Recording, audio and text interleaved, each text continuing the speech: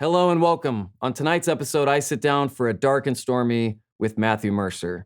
We discuss everything from how RPGs helped him find his identity, his cosplay years, how he almost had a career in art, and the legacy he hopes he's leaving behind. All that and more tonight on Between the Sheets.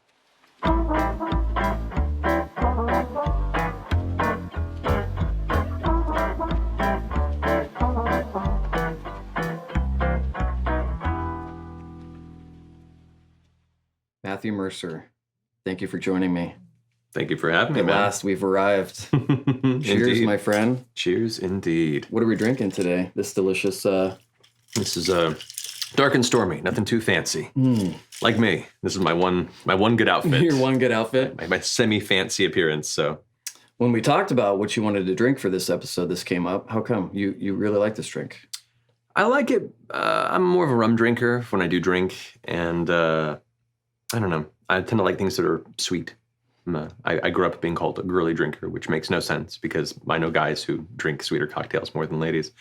Yeah, I love a good lemon drop every once in a while. Right. Yeah. I like this. It's simple. It's easy to order. Not too many bartenders, ask you, wait, how's that made? Mm-hmm, So, right. It's my good go-to. And it has a name that has mystery and intrigue, and you sound cool when you go up and order one. Sure. Yeah. If you're somebody else, maybe. Can I get a dark and stormy, please? Could I please have a dark and stormy? Yeah, that's pretty accurate to my approach to any bar, really. Yeah. But I guess the name does help too. I'm very much a cloudy, rainy weather person. I love gray skies. I love when it's like a heavy downpour outside. So I guess the name has an allure to me as well. Do you feel more creative in that environment? I do. I do. Rather than when it's hot and you want to be outdoors and doing stuff at the beach. I don't go to the beach. How do you go out? I don't go outdoors, I don't so go I'm to not the really beach. connecting with you. Yeah, I don't go to the It's beach. a bad start to this interview already. I'm just trying to be relatable to all of our beach bum fans out there. Yeah. I for some reason, like cloudy, rainy weather, the sound of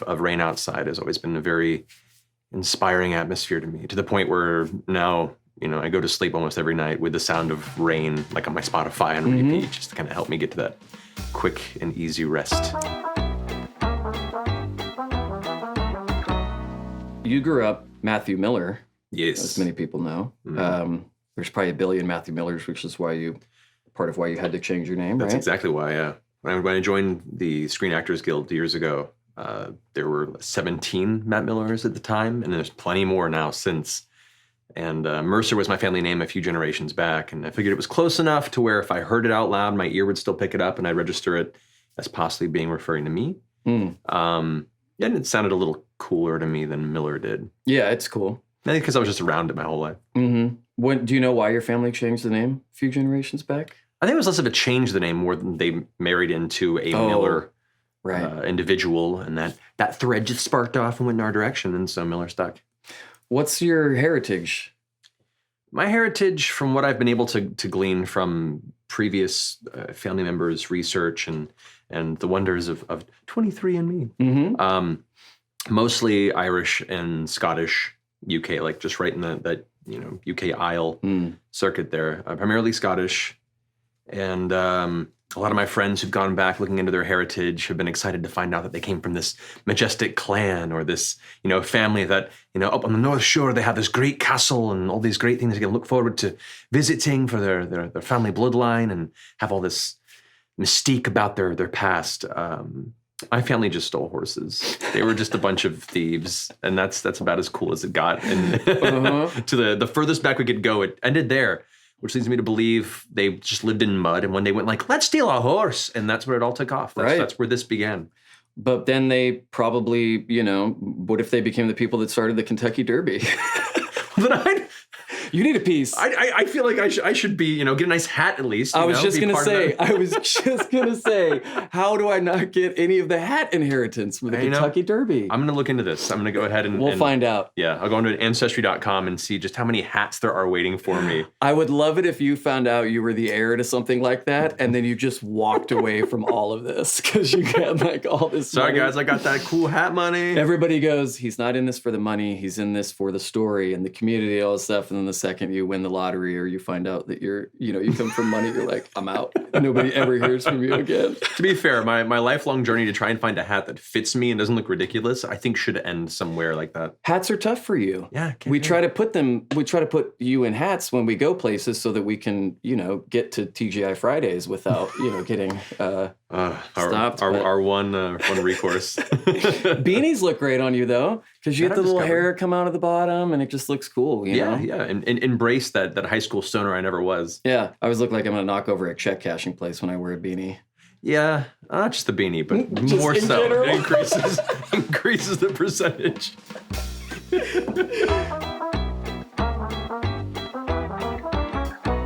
So where'd you grow up? Originally, I grew up in Florida, like Central Florida. My parents were both pseudo-creatives. Mom was a writer. My dad was a musician. My grandmother had worked for years with, ironically, Burt Reynolds, if you've been following Critical really? Role. Like, I grew up with a weird kind of adjacent Burt Reynolds theme. So she worked with him on a number of films and was the head of his production studio, Burt Reynolds Productions. Whoa. And she ran the Burt Reynolds Dinner Theater in Jupiter, Florida, for a number of years, in which my father did audio there. My mom was one of the was an apprentice for a while, and then was a producer. That's where she met Darren DePaul. That's where Darren DePaul met my parents and my grandmother before I was born. Mm-hmm. And that was a surreal kind of comeback in recent years. I remember talking about that when he came on the show, and just how serendipitous that whole thing was. It was the craziest thing. He played D&D with your mom. Yeah. Yeah, and he posted a picture on Twitter one day of like, this is me in the apprenticeship program. And my mom was in the picture, and it was just like, what is going on? What a weird small world. Yeah. But yeah, so that's where it started. So lived in Central Florida, lived in kind of what was essentially West Palm Beach, the poorer side of West Palm Beach, because there's two sides to it. There's the ridiculously affluent. Where the people retire and they want to go like own a condo and spend, and call the police on people that don't look like themselves. Yeah. We lived on the other side of the tracks. And my parents definitely kind of didn't have a lot of money, and they worked really hard just to ensure that me and my brother had a really, really good upbringing. So I'm very thankful for that. But we've just moved from apartment to apartment almost every year. We've had kind of a very nomadic life, especially in Florida in those early years. And I lived there until I was about 8. And then you moved to LA. My mother was hired on as a writer for Burt Reynolds Productions. My grandmother at the time was head of his production company called Burt Reynolds Productions. Very astute title at the time, to work on Evening Shade, which was a show that he was doing in the early 90s. And that was enough for my family to just uproot and head to the West Coast. There wasn't a whole lot going for us in Florida. We'd kind of had not a lot of good financial prospects for a long time, and I think my family was looking forward to a new start. So we just did a little over a 2-week road trip across the U.S. in our van. Your parents and you and your brother? Yeah. Wow. The little U-Haul tracked behind us with what little we took with us, and made our way out to California. What kind of writing did your mom do? What kind of music did your dad do? My mom, she did mainly story writing, scripts, a little bit of kind of playwriting, tinkering, but nothing that really took off. And she wrote a few episodes for Evening Shade and did some other work here and there. Unfortunately, a lot of the projects she worked on didn't quite come to fruition in the later years, and there are reasons beyond her control for that. My dad, all kinds of music. He raised me on Beatles and Pink Floyd and Moody Blues, Alan Parsons Project, everything in that realm of music. So that was very much his specialty. But he played plenty of instruments, and growing up, every Christmas was him giving me some sort of instrument that he could afford, and me messing with it for a week and then going, nah, and then giving it to my brother, and then he would master it. So he became a musician too. Wow. And I was that one who couldn't quite find the interest of picking up an instrument. You appreciate music. Oh, very much so. But just the act of trying to get in and learn how to play it, it just didn't catch with you. Yeah, and it's kind of frustrating in hindsight, because I would love to have had that skill, and I appreciate what musicians do, and to this day, my dad's still a busker, for a living in Hawaii. So like I really have a love for people that create music, but just wasn't something I think that was in the cards for me, unfortunately. What did growing up without a lot, those first 8 years in Florida and switching apartments so much and everything, what did growing up on the poorer side of things teach you? It taught me to appreciate the things that you have, most definitely, and to earn the few things that you did manage to get. My parents were very good about making sure that if it was something we wanted as kids, we had to earn it by keeping things clean, which was a good way of also mitigating what they could afford to get us. They're like, well, we would love to get that, but if you keep your stuff, your room clean for the next 6 months, you'll get that little talking Roger Rabbit doll. So yeah, that definitely, I'm thankful because it instilled appreciation for things like that and for what you have. It meant moving a lot of schools.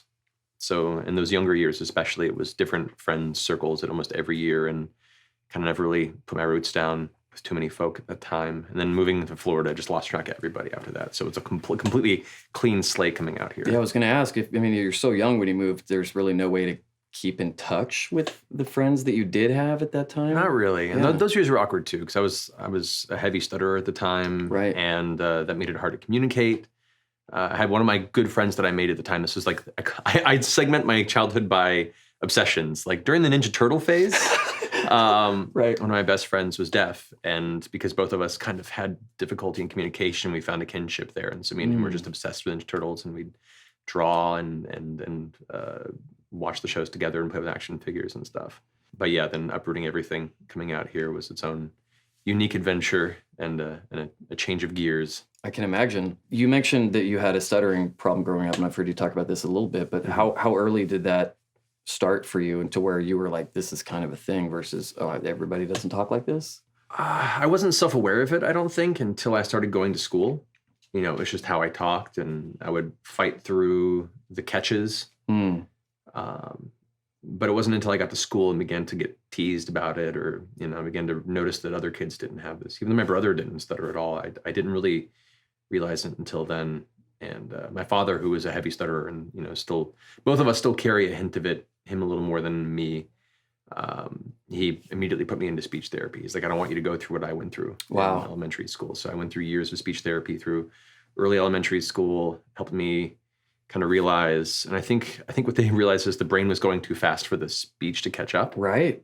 And so your thoughts would just be racing, and the mouth would eventually get caught up, and then you have to restart or kind of hold for a second to kind of bring your thoughts back and circle on what point you were trying to make. And we managed to increase my speech, which was great for stuttering, but it also meant that I talked really fast. And so there was a time where I got teased for talking way too quickly. Oh, interesting. Running my words together. And me and my friend Ian in middle school, we would kind of almost have our own language. We would both talk so quickly that my parents would joke that they had no idea what we were saying. But you're like, I'm free now. I have, I have the tools to be able to talk. I'm going to make up for all this sort of lost time where I wasn't able to communicate the way I wanted to. Yeah. And it was funny. It was actually through theater later in life that I learned to have to slow my speech down. Because I used to just be this smattering run of consonants and vowels that occasionally I'd have to repeat myself because people couldn't understand what I was saying. It was so quick. And when I get excited, I still get caught up in that speech pattern. But yeah, through theater and things like that later on helped me kind of slow down, be more conscious of my cadence, and be a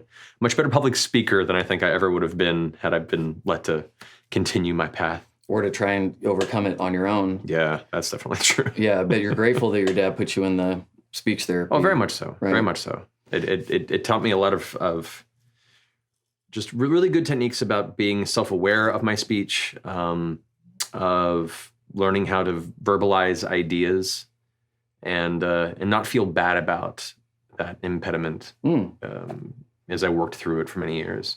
It's something that you can't control. I mean, you weren't born going, I'm gonna talk differently than everybody else. So yeah, you just work through it. Yeah, essentially. And becoming a voice actor was kind of a cool full circle to that experience, though it also means that when those few catches come up here and there in the booth, it's extra embarrassing, and I have to ask you to be patient. Certain words back to back will catch me. Remember is a big word. Remember, right. Like saying that in the middle of a sentence, I'll say, well, I remember, it'll come up like that. Right. Certain phrases I'll still get caught on and have to push through a little bit. But thankfully they're fairly minimal and people are fairly understanding. Your brother Andrew, older or younger? Younger by 2 years. What was your relationship like with him, being that you were the only two kids in the family? And two boys? And two boys, yeah. We, for most of our life, been very close and still very close to this day. I'm really appreciative of having somebody to grow up with, so close to my age. Wasn't always the case in the younger years. There were definitely times where as the older brother, I would terrorize. Mm-hmm. I had this new little toy that reacted to things I did. This was great. And there's videos of us, of me just like pushing him over once he started walking. Then he'd get up and be confused as to why gravity is being such an asshole to him. And then you hear my dad behind the camera go like, Matt, Mm-hmm. Matt, no. Mm-hmm. I'd look back at the camera, push him over again. I was a little dick for those early years. Yep, I understand. But he got me back. There was one time, the parents tell us, where they heard me yelling and like screaming, and they ran upstairs thinking I hurt myself, and they found me face down on the ground, my brother on my back, holding my hair and hitting me with a ladle. And apparently that was the moment he snapped. And we were good after that. Apparently we were fine. We had hit even keel. Mutual respect at that point. Yeah, you guys understood that, like, okay, there is a give to this take. Yeah, and from that point forward, I think we were very close. We shared a lot of our interests, especially in the later years when he was kind of finding himself in high school. We shared a lot of music together. We always shared rooms for the most part. And I still love him dearly to this year. And even though he's like 4 inches taller than me, He is? Yeah, it's kind of bullshit. And I hear he has somewhat of a resemblance to me, probably a lot more handsome, but he has some features. He definitely has the Portland beard. Interesting. Yeah, the Portland beard. Yeah, because he's up in the Northwest, right? Yeah, he's up in there. So him, he's, it's kind of unfair that I feel like the prototype and he got the final height release version, but it's fine. Despite the teasing and all the things you do to a sibling and with a sibling, were you the protective older brother throughout stuff in life with him? I was in the later years. It wasn't something I felt, we didn't feel there was much of a need for protection from other kids per se. Right. There were some rougher times where I think there was more of a taking him under my wing. And I'm sorry if Andrew's watching this, but he was generally, believe it or not, the more sensitive of the two of us. Really? Especially in those early years. And there were times, like in my middle school, where we were homeless for I think it was about 8 months or so. We were living out of motels and in our van, and he was very kind of having a hard time with that. So at that time, I kind of took him under my wing and reintroduced him to a lot of my interests and just kind of looked after him then. And then in high school, he definitely went through a number of years where he was trying to find himself, and went through a lot of different phases and cycling friends groups to a certain extent. And since he was 2 years younger than me, coming in at the same high school I was in, I felt protective of anything that got in his way. So, and being a person who was bullied through my own years as well, was wanting to stand up where I could. Not that I was an imposing figure, especially once he grew taller than I did. His growth spurt, right? Yeah. Right. You were like, you better watch out. This guy could just keep going, and then he'll be unstoppable. Yeah, but to this day, we have just this super long list of inside jokes from our childhood that we'll still text or call each other and just throw at each other just to mess up our day and have a good time. So I love him dearly. Outside of getting teased for your speech impediment, why would people bully you? For what reason? I was a quieter kid when I was younger. When I wasn't around my family, when I was around my parents, I was a ham. But I was bullied because I was quiet, because I was had thick glasses for many years, and that was a natural, thing that people gravitated towards, and they just having power trips and early school years. Up until about middle school or so, I didn't have a lot of friends, partially because we were moving. You're transient. So constantly. So I was kind of playing solo, except for like a handful of people that I clung to. And then, of course, as the body begins to change around adolescence, my hair became really greasy. I had an off and on like scalp infection thing through my childhood that I would go through a lot of medications for my scalp and my hair. And so I'd come back to my binder with the stuff like dye, dandruff, dork, and shit like that written on my stuff. Kids are terrible. They're terrible. They're terrible. So, and I was like just generally self-conscious of myself and have been from a very young age physically. It wasn't until later in life that I realized that I have like a fair amount of body dysmorphic disorder. Where talk to me about that. What's that experience like? Yeah, I mentioned that a little bit last year on a stream. I remember we did that, a mental yeah. health day. So it's a mental disorder where you essentially, no matter the situation for the most part, perceive yourself as a very unsightly, ugly, and just repulsive person. Hmm. For me, it's physically based, and it's like I was the kid that the one of the scariest phrases I could hear were like pool party or beach party. Because you'd be exposed and you would feel like everyone's gonna feel the same way about my body as I feel about my body. And I was always the kid that wore the shirt. Hmm. I never ever went shirtless at any of these events. I didn't feel comfortable. This is like back to, I must have been like 10, 11. Even then, like I just did not feel comfortable, and still largely don't really feel comfortable in my body most of the time. Like, finding ways to sit comfortably and it's a unique, subtle struggle in my life. But what has that process been like? Because with things that are a mental disorder or something that's outside of your control, how do you overcome that and push through? And it's not that the sign of overcoming it would be I don't wear a shirt to the beach anymore, because it's an internal struggle. Yeah, I still don't do that. Yeah, exactly. Like that's not a sign that you are now free of this, thing. But how did you manage it, and how did you process it and work through it, and how do you still do? I'm still working through it. Yeah, it's still a thing. And I will say, living in LA doesn't make it easier. I'm surrounded by very, very pretty people on a daily basis, and a very image conscious culture. Yeah, and it's on the billboards. It's everywhere. Everywhere. And so a lot of it is just being aware of it has been helpful. It was very hard in high school, especially in a social space where people are starting to come into their identity, and there is a definite social hierarchy that begins to develop. I can't say I dealt with it well, meaning, while I didn't externalize it, there was a lot of self-loathing in those years that I just kind of internalized and didn't let anybody else see. It's not easy, and it's even to this day, I either try and rush past a mirror if I'm going to the shower so I don't see myself, or if I do, I stop and obsess all the perceived imperfections and generally leave very angry with myself. And it's just something you work with and you work through. To hear that it's still something you work through, I'm sure is encouraging for people who maybe are younger and feel that way, because it's like, hey, you can still get very far and find healthy ways to work through that stuff, I feel like. Yeah. And it's I want to also specify, this isn't me. The few times I've mentioned it, people are like, "Oh no, you're great. You look great." It's like none of that. You don't need that. I appreciate it, but that doesn't help either, because it's.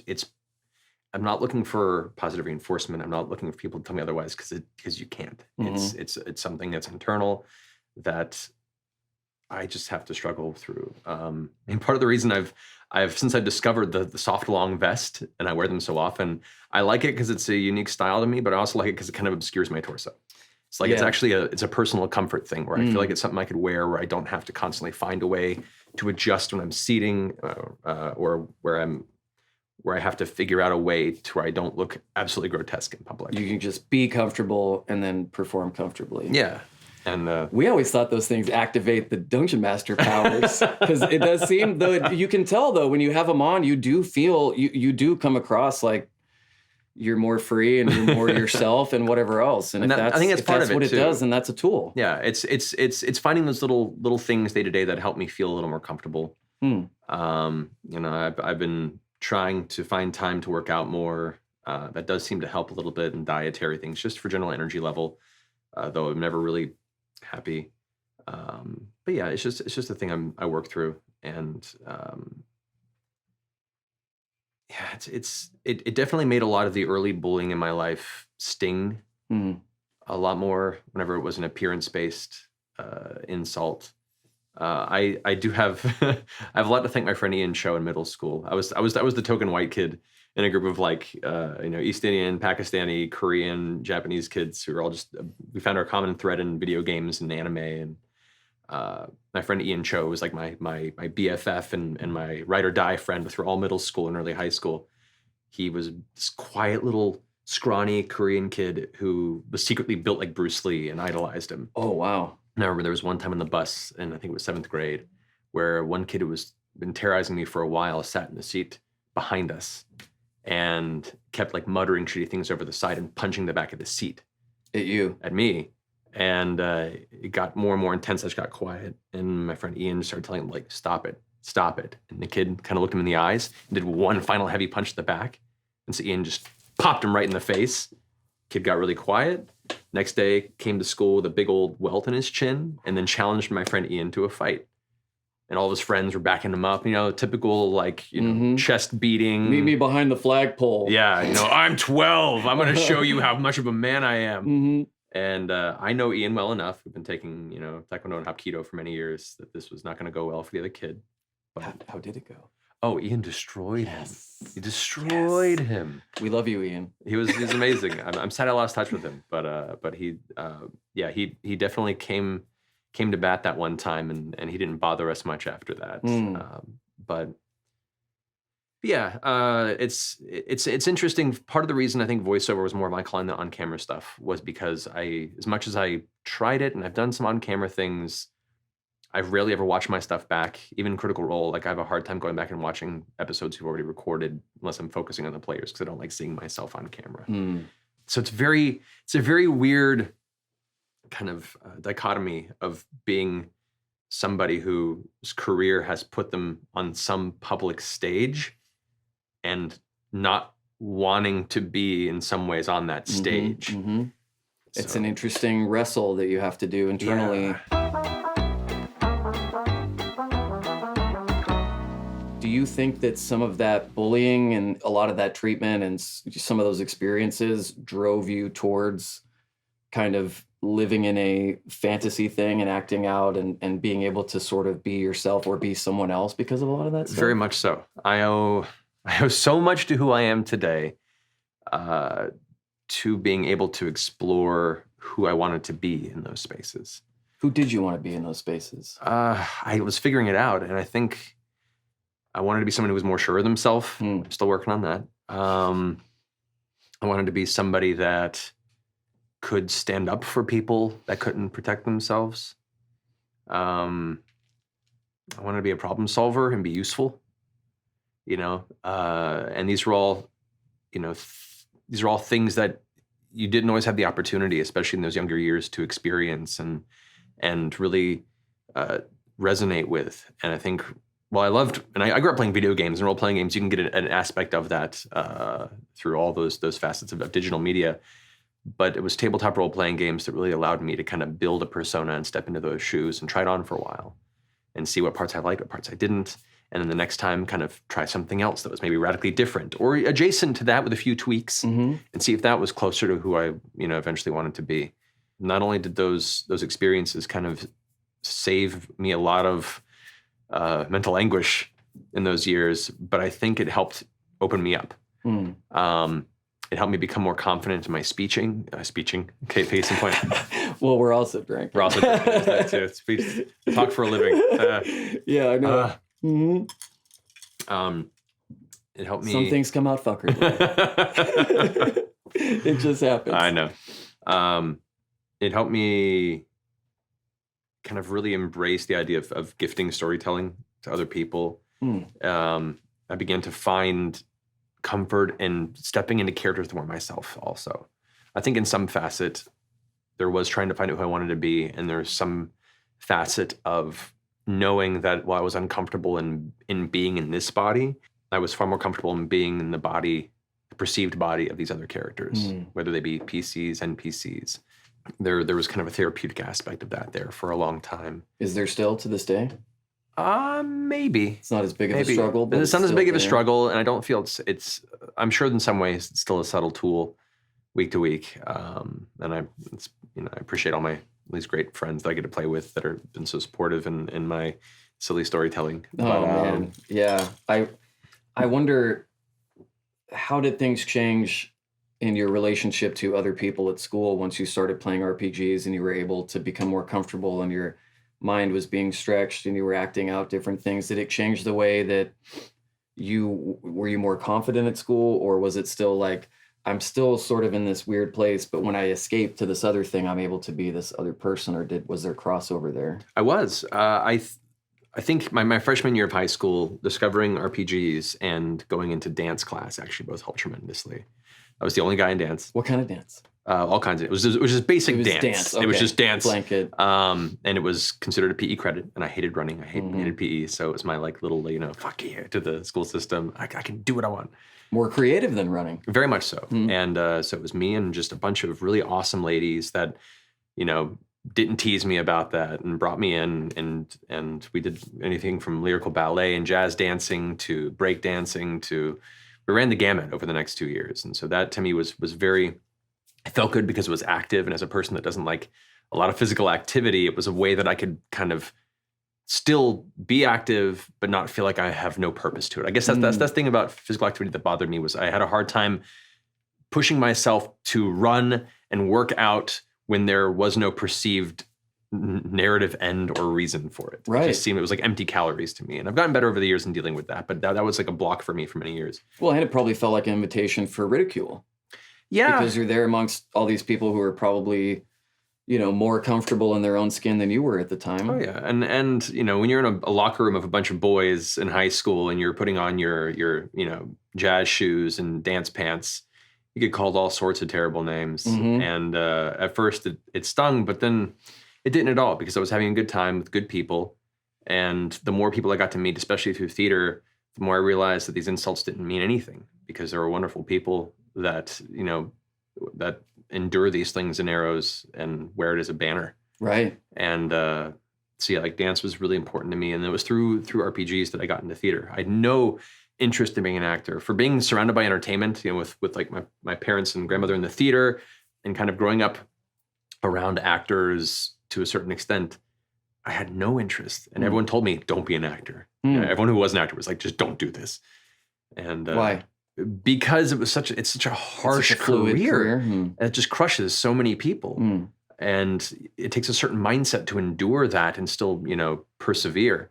And so very wise of them to at a young age be like, trust me, don't let this destroy you. Have a trade, have a fallback, have a thing if you are going to pursue it. The things that people always tell you guys. And so I went into art. I went into illustration, and my whole upbringing was filling sketchbooks with comic book characters and creature designs, and make my own little comics in the margins of tests I do at school. And I made money in middle school from drawing kids pictures, of characters they wanted to see.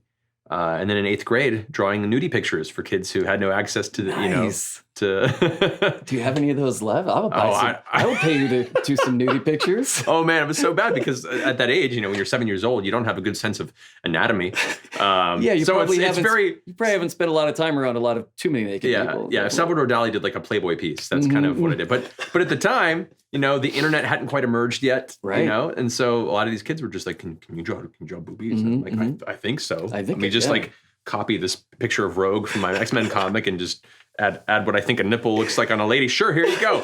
$20, man. I'm really good at left boob. Right boob's a little weird. Yeah, it was a little hard. But I'm getting there. Yeah. But yeah, and I had a few lady friends that wanted me to draw, like a naked Wolverine, and I was like, well, this I know a little better. And it helped me fund my early days with Magic the Gathering, and helped me. I made some decent money, for a kid in middle school, drawing good side hustle going drawing nude characters. It's interesting to me that you ended up on stage in theater dealing with the tornado of stuff that you were dealing with internally. It seems to me like the most terrifying place to be. When you feel that way about your body, you feel that way about your voice, even though you had gone through, years of speech therapy at that point. I know why you ended up on the stage, but what was that like? Was doing theater a terrifying experience for you at first, and then you got more comfortable with it because of what was going on internally? It was weirdly more freeing. I had never thought to pursue it, and it was after school one day. It's my freshman year, and I was sketching in a sketchbook while I was waiting to be picked up from my parents. I usually had to wait about an hour and a half for my mom to come get me. And Mr. Kilpatrick, who was the theater teacher at my high school, kind of stopped and said, "What are you drawing?" And I think I was drawing some sort of monster. I was, heavily into D&D at the time. Wolverine's dick. would you like? What do you think? Yeah. I call it Weapon X. So I showed him the sketch, and we just talked for a while. He just kind of saw this kid sitting there by himself and asked, "What's up?" The more we talked, he was like, "You ever thought about auditioning for? We have a theater audition coming up soon. You should check it out." And I was like, "It's not really my thing, I don't know." He's like, "Well, come on, just give it a shot." Was it disinterest or was it fear? A little bit of both. Okay. It was maybe a disinterest because it was something I never considered, and most of my life kind of beaten in my head that it's something I should never do. And then it was the idea of getting up on stage in front of a lot of kids and kind of putting myself out there in a very vulnerable way. But I was like, an audition can't hurt. Mm. And it was for The Crucible. Wow. And I read for Reverend Hale, and I ended up getting it. And I think it was partially a pity cast after our conversation. He's like, I'll give this little kid his first chance at theater. And then throw me in Arthur Miller's Crucible. I mean, I guess he's a freshman. He's a little sadistic on his part, I'm sure. But weirdly, like the more rehearsals went, the more I felt comfortable, once again, stepping into somebody who wasn't myself and finding a space there where I could not, for the times I was on stage in this costume, reciting these lines and interacting with the other performers on stage, I wasn't looking inward. I wasn't judging myself. I wasn't, focused on my discomfort. And that was very kind of unique and thrilling to me. And then I met a whole new group of friends through it, and it just kind of expanded from there. So how long did you do theater in high school then? I did it all the way to the end every year. Did a lot of musicals. You're a great singer. You have a great singing voice. Well, thank you. Even though you're not, you said you didn't pick up on the art of playing instruments or, reading music or mastering in that way, you still developed a great singing voice. The one instrument that I can do is the one that came with me. I thank my dad for that. Because he was a musician, me and my brother grew up with him singing harmonies on different Beatles songs at a young age and stuff. So I was always around music, and I guess singing was the one thing I could do, which is why I have such a love for karaoke, because it's like that and driving in the car, the two times that I get to express myself through song and not, feel like I'm showing off or anything dumb like that. What kind of musicals did you do in high school? Do you remember any of them? Oh, a lot of Rodgers and Hammerstein, which is terrible. South Pacific, Carousel. I got heavy into musicals though through it, like appreciation and interest, like Jekyll and Hyde. Scarlet Pimpernel is still one of my favorite musicals. But yeah, it's so all those years to me, like theater was an outlet for me, and through it I met a lot of my close friends, some of which I still talk to today through the drama club. But I wasn't something I wanted to do as a career by any means. My main focus was art, and so I spent my entire time doing all the art classes, going to studio art, doing the AP exam, getting my 5 out of 5 on the AP exam. I was going into CalArts for their animation program, wanted to do illustration and 2D, possibly 3D animation. And it was right after I graduated and was prepping to begin there that I began to have serious doubts, because I had all these people around me that were amazing artists that were going into the school, other artists that I was interfacing with that just had these incredible portfolios, and I just didn't stack up. You didn't feel like you were at that level? No, and I didn't know if I could get there. And the last thing I wanted to do was throw myself into a career that I wasn't competitive enough to kind of make a living at. Wow. And so I met with a few animators at the time who had worked on old Disney films and through friends of my grandma's and stuff. And they all basically told me, like, why do you do art? And I'm like, well, because it's some form of self-expression. He's like, well, you understand that most of this job is drawing somebody else's character and somebody else's design under somebody else's supervision, exactly how they need it, 12 plus hours a day. And occasionally on your off time, you get to draw for yourself. And I was like, I don't know if I can do this. Did it feel like that would suck the passion and the love out of it for you, because it was going to become such a daunting... I felt like it would have, only because the people I talked to seemed to emphasize that. That's what was going to happen. And I've since met many animators and stuff that it's not the case. It's definitely work a lot of times, but they still are very proud of what they've done, and they get to work on great projects, and it's inspiring. But at the time, when I'm at that crux of my life being, do I jump into all of this, school debt, that my parents definitely cannot afford. Can't afford, right? But to make this big jump, is this something that I want to do? And so I decided no, and I pulled out and got a job that summer doing game testing. And that was video game testing. Video game testing for a company called SoundSource Interactive at the time, that then became TDK Media Active. And this is right after high school? This is right after high school.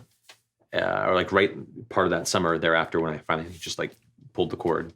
And they were focused on edutainment titles, like a lot of teaching kids how to type projects that were licensed, or like the Great Valley, was it the Land Before Time Great Valley Racing Adventure for the PlayStation, or the Berenstain Bears Extreme Sports for the Game Boy Color. Right. Game Boy Color. Yeah, man. We got the Shrek license, and that was big. So we get like the first Shrek Xbox game. It was very trying on my soul. I bet. Those years. Yeah, those aren't, when I think of the games Matt Mercer likes to play, I don't know, Berenstain Bears comes to mind. I was like one of the only testers in that too. So that was like half a summer was just me in a dark cubicle with a Game Boy Color, playing the scrolling Game Boy Color screen for hours, and then like stopping it and going to lunch, and it was like some acid flashback, watching patterns shift from seeing the scrolling screen for too long. But because I was such a big fan of games, I still took a lot of pride in it. So I worked up the chain from there. I became a lead tester for a while, then became QA manager. And I worked on the production side for about 7 or so years, eventually working on God of War 1 and 2 for a little bit. You were in Infinity Ward for a while? Yeah, I got headhunted from Sony Santa Monica studio to Infinity Ward and got to work on Call of Duty 2 and the first Modern Warfare. Oh, such a good game. And it was great. But and I met a lot of great friends there, and learned so much about the development process. But there were a couple personalities at the company that I just didn't mix with. And through those years, I delved and kind of dipped my toe into bits of voiceover. I was going to say, did the game testing thing feel like, okay, I'm putting art aside as I'm going to throw myself into this as a career trajectory because of how you ended up feeling about it. Then you're sort of in this, I don't want to call it purgatory, but you're in this in-between place of doing game testing. Did it feel like I'll do this for now until I figure out what's next, until something hooks me and I figure out what it is I really want to put the passion into? That was where it started as. But then as I began to take a lot of pride in my work and climb the ranks, then those old thoughts that every kid has when they're a gamer and they're 10 years old going, I could make a video game. And so I began to think of this possibility of down the road being like a game designer. And I began to develop my own little half-concocted game design docs in my home computer and had these distant dreams of maybe working on that scale. But it was very much a purgatory that began to become a possible career path. But during that time, I'd done little bits of voiceover Walla projects just through friends of my dad's that he worked with. And Walla, for a lot of people don't know, is actually a place where a lot of people end up starting. It's it's sort of the background stuff that you hear in movies, games, TV shows, right? When you have all your main characters running through a story and all of a sudden one of them rushes down the street and cell phone guy number 3 goes, "Hey, watch where you're going." You know, that would be something recorded as part of a Wallace session. Or when someone's at a party, when you hear all the chatter in the background, that doesn't really make words. You don't really understand what they're saying, but it makes it feel like a full atmosphere. All that's actors doing the Walla for that project. And so that's kind of where I started. And it was just enough of a taste to be like, well, this is fun. This plays into my love of theater. I don't have to be on camera.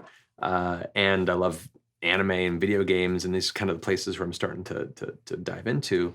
Did you ever put subliminal messages in there, like Satan will wash over the earth, like it's some ice cream social? No. I had enough of the satanic panic kind of wash off of my love of D&D that I didn't want to rock the boat at all. You didn't want to like put any backwards masking. Right. Yeah.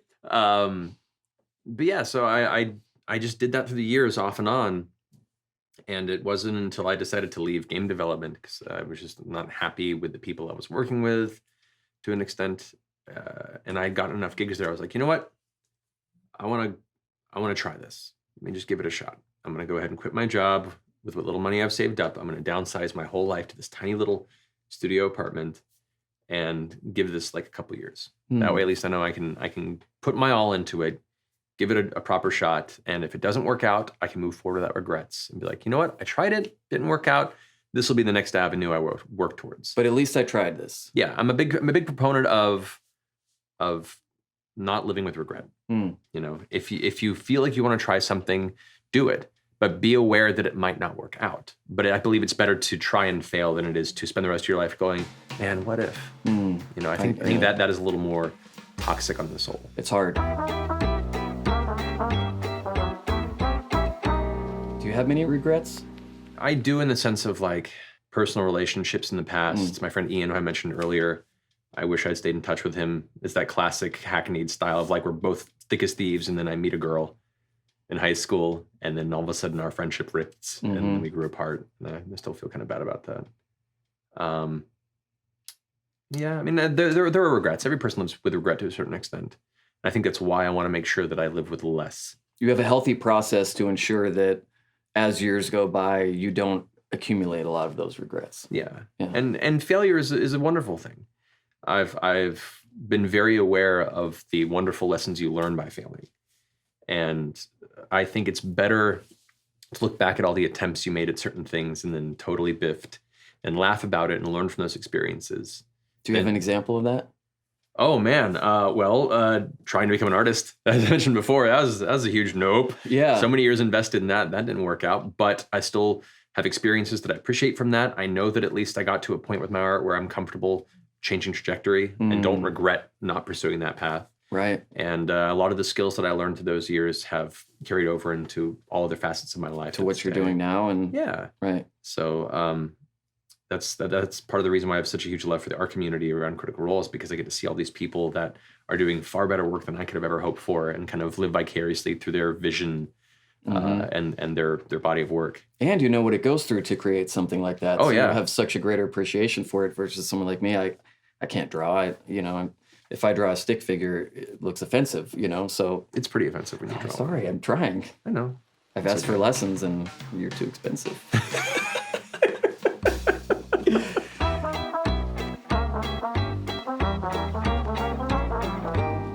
Some people know this, but you were big into cosplay for a while too. Oh yeah. What time period was that?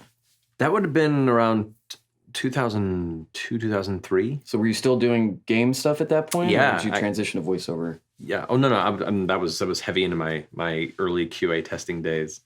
What got you into cosplaying? Well, I'd always loved Halloween. Halloween was always an excuse to make a crazy costume, usually a big video game character. I remember like freshman year of high school, I dressed up as Akuma from Street Fighter. I dressed up as Magus twice in high school from Chrono Trigger, so I improved on the costume later. I dressed up as Laguna one year from Final Fantasy VIII. So for me, it was just, I already had kind of an instinct of making these pop culture characters as a costume. But it wasn't until I started going to anime conventions back in the late 90s, I was like, oh, people do this outside of the year. So I wore my Laguna costume to, technically my first cosplay would have been like 98. And you went to those conventions as a fan. Oh yeah, no. Because you weren't getting hired to. Oh God, no. God, this is years before that. Yeah. So, yeah, like I went to my first Anime Expo in 97, and then 98 I wore my first costume. And that was the Laguna that I wore in the Halloween before. I think that works out right. Might have been the year later. We have fact checkers. Yeah, I'm sure we'll ADR it and make you say perfect. I love it.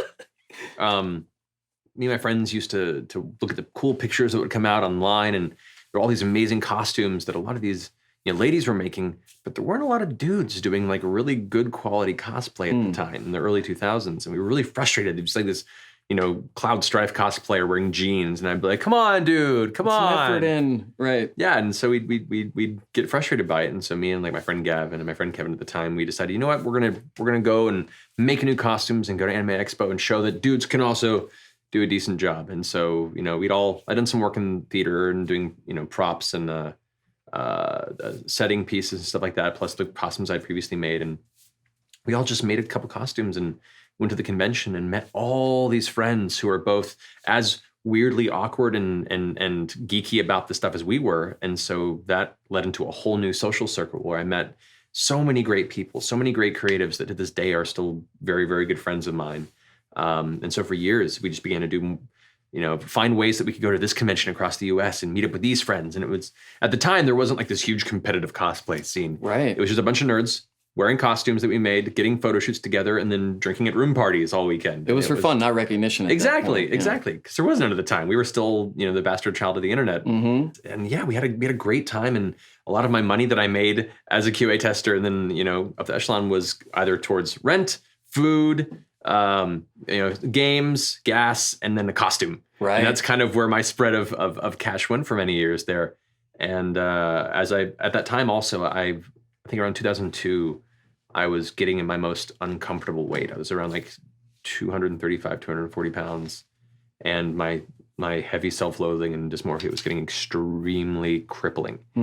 And I decided if I wanted to go ahead and do these characters justice, I need to start exercising, something that I've been avoiding my whole life. Oh, yeah. And so I joined 24 Hour Fitness and began to change my diet. And it's ironic that it took my love of Final Fantasy characters to finally get me to lose weight, and a real nerdy statement here that I hope the internet gets to enjoy now. To be able to get that look just right. I couldn't push myself past that line to actually start taking care of myself until I was like, being able to properly represent, Cloud and Sephiroth. Mm-hmm, this is too important to me to not feel comfortable in that space. Had to do it justice. Right? Yeah. So like in 6 months, I dropped like 70 pounds, which is probably not healthy in hindsight. Depends on how you did it. Yeah, that's true. That helped give me a little more confidence as well. And then meeting these people that were such good people, and so wanting to do groups together, and we'd hang out and talk afterward. And this was in the days of the burgeoning live journal and the internet. AOL Instant Messenger was like the way that people communicated. Right. You hear that, that sound was like in every household. Oh yeah. And yeah, that became my social clutch, my social circle that I held on to for those years. And so I began to do conventions as a cosplay guest. That was my first kind of any sort of step into the avenue of being a guest at these events and speaking at panels and stuff. It was purely for making armor and styling wigs and sewing techniques and all kinds of weird stuff like that. It's interesting. I hear you talk about when you met the theater kids and having grown up with not only the internal monologue that you did, but the external stuff, getting bullied and teased about either the way you talked or the way you looked or your scalp, whatever it was. And then you find this like-minded people who go like, oh, fuck all that stuff. And then leapfrog there to the cosplay community, another group of sort of, outcasts or, they're not the popular kids at school. They're not, maybe in some cases, but it's interesting how we magnetize towards those other people who go like, I don't give a fuck. Yeah. Like, oh, you've got this thing going on. Well, I've got this thing going on inside. So, we're like-minded in that way. Yeah, it was wonderful. It was great to find a space of people that, the sense of community of people that were not judgmental at the time. Cosplay's gotten very different in years recently. That it's become an industry for some people, and pageantry is a big thing. It's competitive.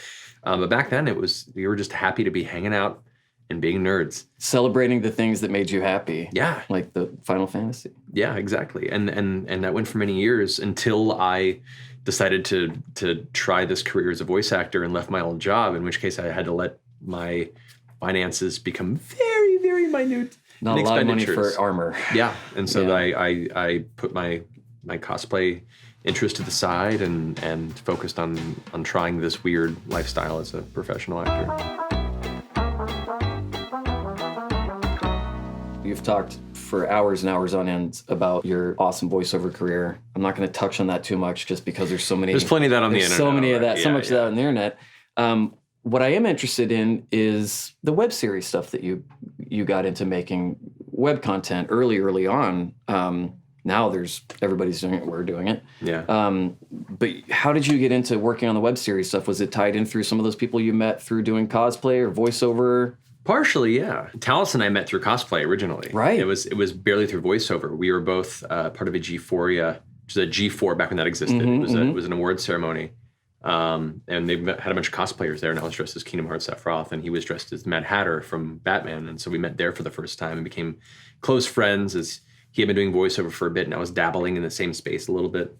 But so I knew him for a while, and then as production stuff started to really hit YouTube, and people began to find affordable equipment for hobbyist filmmakers, I decided a few friends of mine, and we had some ideas for some sketches. We had some ideas for some shorts we wanted to do.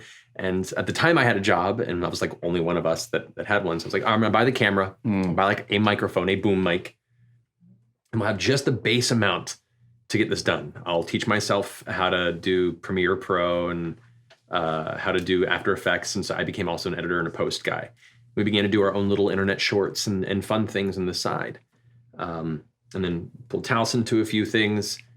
And it got to a point where one of my friends, Zach, came to me with an idea. It's right around the time that Smash Brothers Melee had been out for a while and Brawl was going to be released. And we started talking about how Sonic the Hedgehog was going to come in the game. And Kirby, when he would eat Sonic, because everyone else would like wear their hats, their helmet. But when he ate Sonic and pushed him out, he was wearing his scalp. And that was predominantly really fucked up. A little strange. And so we started to riff on that and talk about how like Kirby is this kind of cannibalistic character that's wearing other characters' skin and flesh. And then we began to build this weird kind of dystopian dark world of Nintendo. And shortly after that, we had the idea for a web series. The early Brawl. Yeah, and we had the camera, and we just brought our friends in, cast a few people to play the major parts that required a talented actor, whether comedically or otherwise. And that's where I met Matt Key. That's where I met a lot of other good friends of mine that I still know to this day. And we just shot this series for fun. The first 3 episodes, it was all out of pocket. No one got paid. And we were all amateur. I didn't know what I was doing. I never took any classes in filmmaking. It was basically just trying to copy what I saw as far as angles and lighting and fake my way through it. But the first few episodes got some traction, and suddenly we got picked up by The Escapist with a small budget. Still enough to like fund it, but not enough to actually pay anybody. Right. Because it was the early days of the web. And we were really excited about what we were doing. It was one of the few projects I've ever been on where we're all working so hard. No one's making any money. We're doing 12+ hour shoots at night from like dusk to dawn. And I'm editing for hours on end. But because we're all good friends and because we're all excited about the content we're making in a space where there wasn't really anything like it yet, we were all just passionate and happy to put it together. You felt like you were on the cusp of something. Yeah, and it was so much fun, and it nearly killed me to get the series done. I think the whole thing together is like 3.5 hours long. We did it over the period of a year for fun on the side whenever we had free time. And it was hard, but it was a good thing. And a lot of my good friends came through that. Towson, you could see sporadically throughout the series in the background doing like, I think he was a homeless vet at one point near Solid Snake who was living in a box. That's what happens. It's a series you need to watch. Yep. I've seen it. But yeah, so like that began kind of this idea of doing web series stuff. And from that, we did a series called School of Thrones, kind of a John Hughes high school parody of Game of Thrones. We did 3 episodes of. I directed that. We did some other shorts and bits. We did like for Fear News, for the FearNet, and that was around for a while. It was fun, but I also realized at the time as a director, it was hard for me to continue this process when there wasn't really any way to monetarily support myself doing it because the money was so shallow in those years of YouTube. Right. And I, once again, had to focus on this kind of career as a voice actor I was trying to facilitate. And I kind of pulled away from it. I got a little burnout on directing web series, but I met so many great people through that process. One of them, your now wife. Yeah, actually. Tell me about that. So she told me about it, but I want you to tell me. Okay. So in that web series, there will be Brawl. A friend of mine that I met through the cosplay scene, her name was Becky Young. I cast her as Samus Aran, who was kind of like the stripper with a heart of gold in this noir-ish world who was a protagonist towards Luigi, who Matt Key played. And so we became friends, even stronger friends through that. And she wanted to do a sketch series that was kind of game and geek centric, and she was putting together a writer's room. And so she brought me and Matt, and our friend Paul played Mario in the series, and she brought us together for a meeting. And part of the other side of the writer's room were her friends that she met through improv, one of which was Marisha. And so Marisha came into the room with her boyfriend at the time. I was in a relationship at the time, and it was one of those like immediate crushes that just hit me, and I was like, who is this? And we were laughing, we were telling jokes, and I just assumed she did not give a shit who I was. And plus, we were not in a position at all to flirt. And I don't really know how to flirt. I've been an indoor weird kid my whole life. I'm still learning the social graces of that realm, even 7 years into our relationship. But we kept in contact. We'd see each other at social events over the next 1.5 years, 2 years.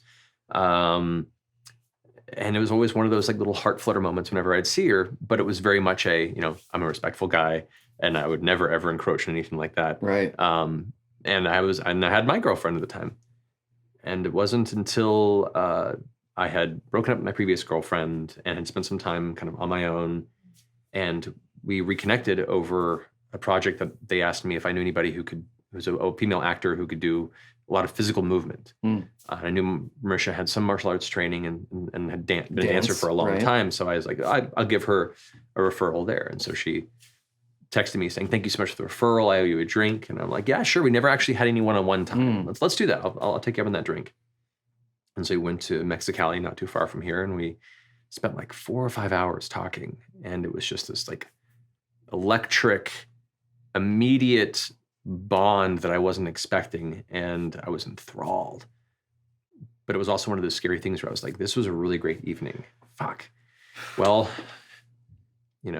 have a good night. I wish you well. One of those like passing in the night type scenarios. Thinking right. Yeah. But she, as I found, was kind of on the outs with her boyfriend at the time for a long time. And about a week later or so, she called me and said, hey, so I just broke up with my boyfriend. Do you want to get another drink? And I was like, yeah, I do. And so that kind of was our first date. And it was magical. I never, as a person who deals with a lot of self-loathing issues and perceived disconnect with what people hope or expect to see as an interesting or pretty person, I'm always surprised when anybody ever shows interest. Even in the time that I was single and friends were pushing me into this whole dating thing, I was constantly taken aback by anyone's interest, and then usually kind of backed away very quickly because either things moved too quickly or I discovered there was not a healthy match in personalities. What was it about Marisha? I think it's not past tense. It would still be in his. It would still be in his, obviously, but at the because time, she's the same person. Yeah. But what was it for you? Because I remember meeting you guys shortly after you started dating and just going, well, that's a solid setup right there. You guys complement each other in it because you're so different, but you complement each other in a way that helps both of you feel really safe, I feel like. Very much so. Yeah. She's confident in ways that I wish I was, and self-assured in a lot of ways that I wish I was. She's definitely a fighter. I've said it before, she's the fighter, I'm the diplomat. But like that, legitimately, that's it. I've always been a very passive and diplomatic person to try and make sure that, hey, we're all friends. Let's work this out. Let's talk. And that's great most times, but sometimes that doesn't work. That isn't what's needed. Sometimes you have to walk away. Yeah, or sometimes you have to step up to their face and be like, what are you going to do about it? And she was very much that strong person that I couldn't see myself being at the time. And that was very comforting and wonderful.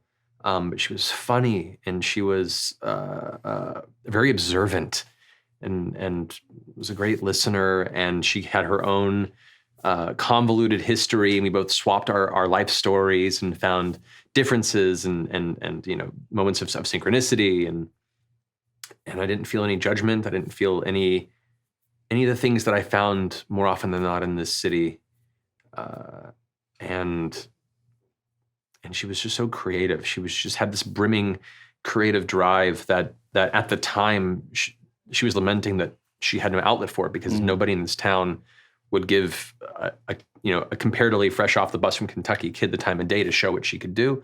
And in this time I saw that there was so much that she could do. And it was inspiring to see her being like, I don't care. I'm going to keep pushing. I'm going to make this happen. And I'm going to meet people. I'm going to do what it takes. I need to tell these stories. I need to be this person. And that was just so inspiring to me. And she had a good sense of humor. We both gave each other shit immediately and could sling it and take it. And and for all the things that we had in common that were magical, there were perfect differences that helped kind of fill in the gaps. I remember a perfect partnership in that way. I think a big lesson I learned with my last relationship, and I remember us talking about it that first date that we really had, was Shel Silverstein's Missing Piece, which is such an incredible book that essentially talks about the idea that a relationship shouldn't be based in finding someone that fills your void. You know, not believing that you are an incomplete person and you need to find somebody to complete you. That isn't always a healthy dynamic. And the story goes through this you know, shape that feels like it's trying to fit other people who are missing pieces together. And while they might fit, they can't go anywhere. Or maybe there's some people are missing too many pieces. Some people, you know, and then eventually they find somebody who's just round and rolling on their own. Like, you know, well, how are you doing that? Right. It's like, well, I just pushed myself to keep going. I wasn't going to wait for somebody to fill me. I was just going to go ahead and keep pushing on my own path. And eventually I kept going. And so the piece forces itself to flip and then roll until it begins to round the corners. And the last shot is the two of them rolling side by side. Wow. And I realized, based on previous relationships, I needed somebody that wasn't this kind of, what's the term I'm looking for? Codependent relationship. Right. I needed somebody who both of us could be whole individuals side by side. Right. We could both have our path that goes together and our paths that go parallel but separate, and be supportive and appreciative of that arrangement. And we both agreed so heavily on that, both through hindsight of our previous relationships and who we wanted to be. And that was the foundation that you wanted to build together, was on that. Yeah. And since I've known you, and I remember even hearing about you before we met, and just about how hard both of you worked, and not, you know, we talked in the last episode at length about the steps that Marisha took to get where she is today. And then we're talking to you about the steps nobody handed either of you anything. You've had to work your asses off since you both got to this town to get to where you are. And, you know, nobody, you know, you didn't have money. You didn't have close friends in the business just throwing roles at you. You both fought together and believed in each other and had a partnership that, in a way, ultimately landed you where you are today, because you wouldn't give up, and you wouldn't, it seems like you wouldn't let each other give up. And I'm sure, you know, supporting each other in different times of discouragement, or things are going well for me, or things are going well for me, and there's all the competition and stuff, and being both actors, but there's a resilience there that I think has really gotten you two through. I agree. Watching her grow, especially, you know, my path is my path. But where she was when we first met and first began to embark on this kind of life together, and seeing how she's flourished, and the challenges that have come before her that she's surmounted, and you know, she's filled with her own, you know, sense of self-loathing, and we've had our own things we've helped each other through and are still helping each other through. And that's kind of what makes a relationship like this so important. Is we've both been very open and very willing to allow the other person to be who they are. We're not trying to fix each other. That's huge. You know, we're there to support and help guide where we feel we can. But, you know, sometimes you know, I'm, as a guy especially, but just my nature, I tend to be a fixer. Whenever there's a problem, I want to be a problem solver. Like, there's a problem, how can I fix it? You're having an issue, how can I help make it better? You're feeling bad, how can I make you feel you know, happy? That's not always a good path to take. Sometimes people just need to feel how they're feeling. And you can burn yourself out trying to fix so much stuff at once. A big lesson in my life is that you can't please everybody. And I've spent so much of my life trying to make everybody else around me happy, that it's exhausting and it's unhealthy, because you can't. And the people you really can't make happy when you're trying, it cuts you so deep. You feel like such a failure. Disappointment. Oh yeah, and that builds on all the rest of the insecurities, and it's just a downward spiral that is not a great place. I've been there many times, and I don't want to go back. I understand. And she's somebody that could come in and say, you don't have to fight that battle. You don't have to worry about that, right? Yeah. Or more like, stop. Just stop. Yeah, I know. I'm doing the nice version of Marisha. But so blunt and just and it's great. But and that's why it works. I need that. Yeah, because if you're coddled, you can talk your way out of something, or you can feel your way out of something. If someone comes to you just blankly and says, you know the way you're feeling, it's because of this. Yeah. Just knock it off. It's been so helpful to me to understand kind of the unhealthy behaviors that I've learned over the years that I've been trying to curb and be better with. And it's helped me being able to deal with people that, you know, sometimes just want to be held, or just want to be let to feel how they are. And themselves, you know, we built our phrase that we use, which is an Avatar reference, which is "That's rough, buddy." You know, an episode those who watched the show would know, but between you know, it's a Sokka line. But the idea is, when a person tells you how shitty things are and how tough they're feeling, sometimes you just got to say, yeah, man, that sucks. Sucks. I feel you. And not try and fix it, not try and offer an alternative, not try and pick them up if they're not open to that idea. And that's been a huge lesson. Many lessons that she's taught me. And I'm so thankful, not to get cheesy here, but like I'm so thankful that that she's been as patient with me as she has been. I'm sure in many cases I'm not an easy person to be around. None of us are. I am. I mean, just meant none of you guys are. But she didn't get the job as creative director at Geek and Sundry or at this company from being the Dungeon Master's girlfriend. She got it because, as you can tell by the quality of stuff that's she's touched, that she stands on her own 2 feet in that way. And how cool has it been to see her just blossom and take over, and for people to recognize like, this is all her. Like we're taking orders. We're taking orders from her versus, I'm so proud. I'm so proud of everything she's accomplished and is going to accomplish. Like, for anybody who has come from a small town as she did, with as little as she had, to just come out swinging and build, kicking and screaming whatever she could against a perpetual wave of interference and when you're a woman working in the internet, especially, it's a harsh space, and she has endured a lot and continues to endure a lot, even from with everything with Critical Role. But she's done it with grace, or she's done it by hitting back, and she's proven herself time and time again to show that none of that makes any sense. None of that negativity has any grounds to hold, because the work is plain to see what she's done. Yeah, it's the evidence itself of who she is and how hard she works. Yeah, and she's the hardest working person I know. I agree. I'm real proud of her. Me too. I can't wait to see what happens next. Me too. With great names like Handbooker Helper and. Thank you for that, by the way. If you've brought anything to this family that'll be your lasting legacy, Brian Foster. If there's any question of whether or not we should be wondering if Marisha's good at her job, she did let that slip through, so we should.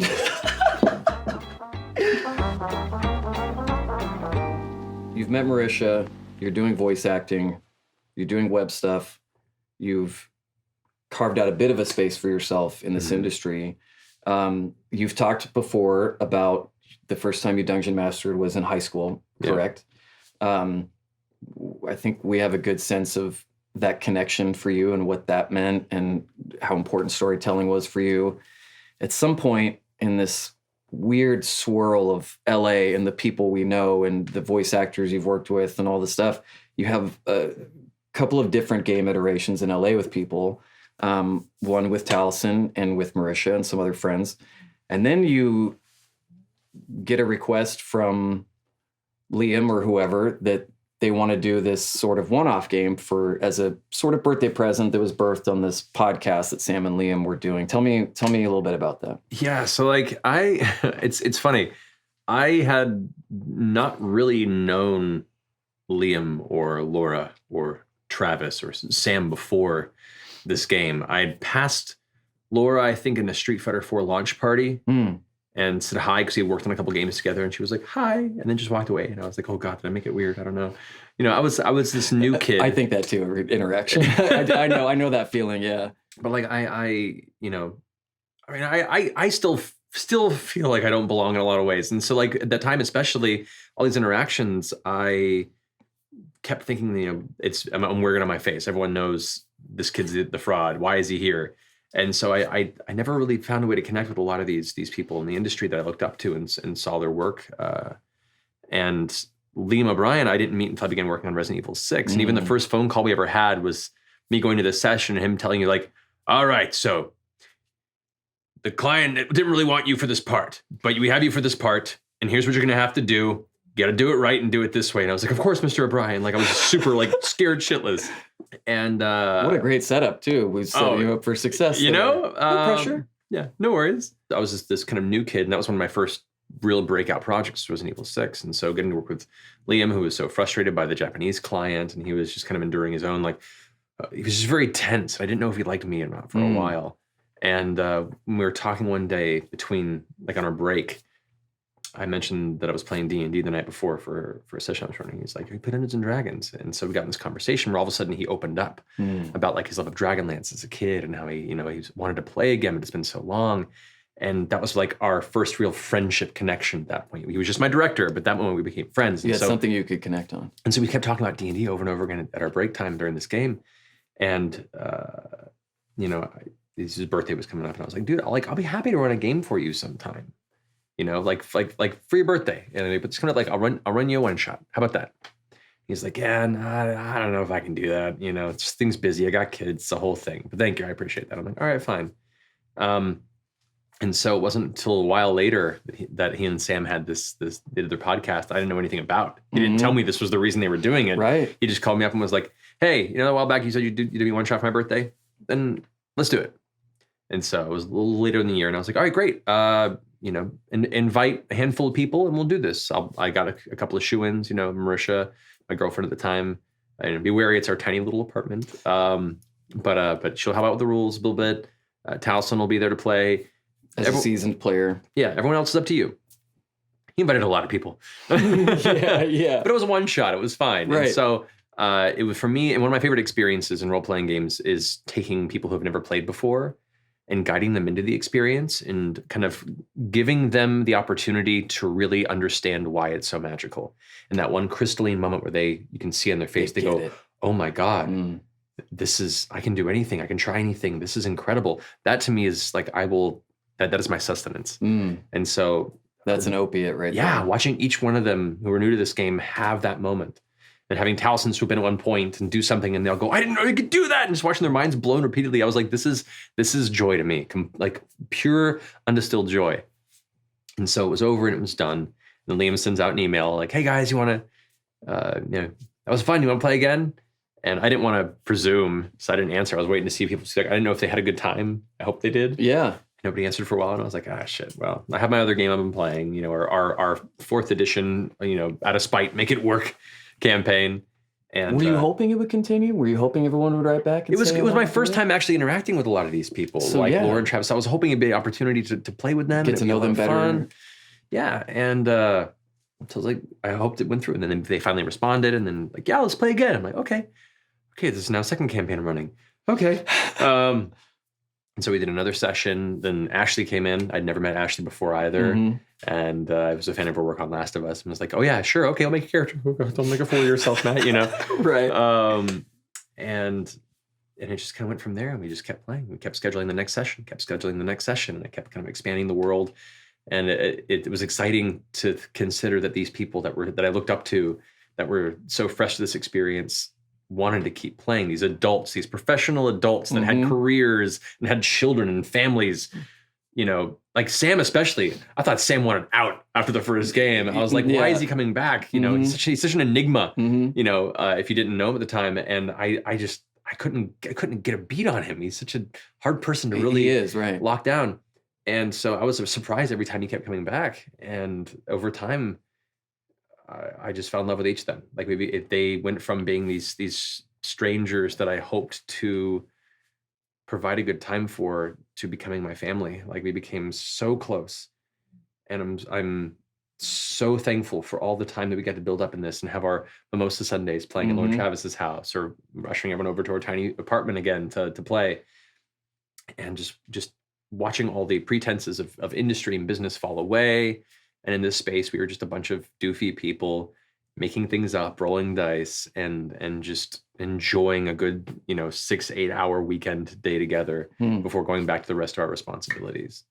And it was wonderful. And I have had with like the previous game, which unfortunately went away because people moved, and some of our players ended up going across country. My co-DM at the time, Zach Hanks, who's another talented voice actor, he ended up moving away. And so that campaign went away. So this became my baby. The one we've talked about before with the Satanic Panic, and I was not allowed. I remember picking up a Dungeons & Dragons book at Walden Books. Do you remember those?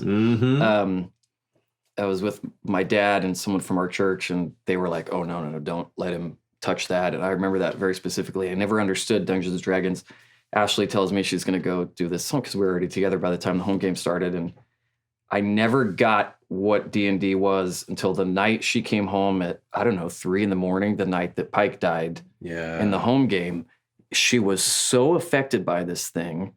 And as she explained to me how it went down, I didn't know fuck all about the rules or how it works. And she would come home, like I always describe it, it's like someone explaining their dream to you. Mm-hmm. You're like, cool, so you were riding an elephant with your ex-landlord. That's awesome. Right. That's how it felt, right? That's a good analogy. Yeah. And then the profound effect that it had on her and the way that she described you playing out that situation was really, for me, the moment that I got, from an outsider's perspective, what D&D could become. Mm-hmm. And there's been a moment with every single person in that game that was like that for them, where even Liam, who played as a kid, or Taliesin or whoever, where they went, this is something special. This is something different. And this is long before the idea of streaming the game even came about. Well, that happens in most home campaigns regardless. Like, once you forge those friendships and once people begin to grow invested in that story, everyone has that moment where they go, wow, this is not just something I enjoy, but this moment is having a profound effect on me. On me, right. And I'm going to carry this moment with me probably for the rest of my life. As a storyteller, what could be a more fulfilling result for you than that moment of connection, not just to the game, but to the story you're telling, right? It's got to be fulfilling. It really is. And that's why I love being the GM, the DM. For me, it's a gift. Like it's in my small way that I can say, thank you for putting your time into this. Thank you for putting your interest in whatever I'm capable of doing, and being respectful of this thing that we're doing together.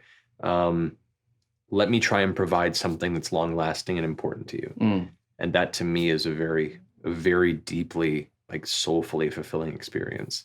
And I don't get that in many other mediums. Voiceover I do to an extent. I enjoy games, and I enjoy people who get to play through these stories and these narratives and can, tell you, like, thank you for this character, thank you for this bit. I really identify with this individual that you brought to life. Like, that's really great to me.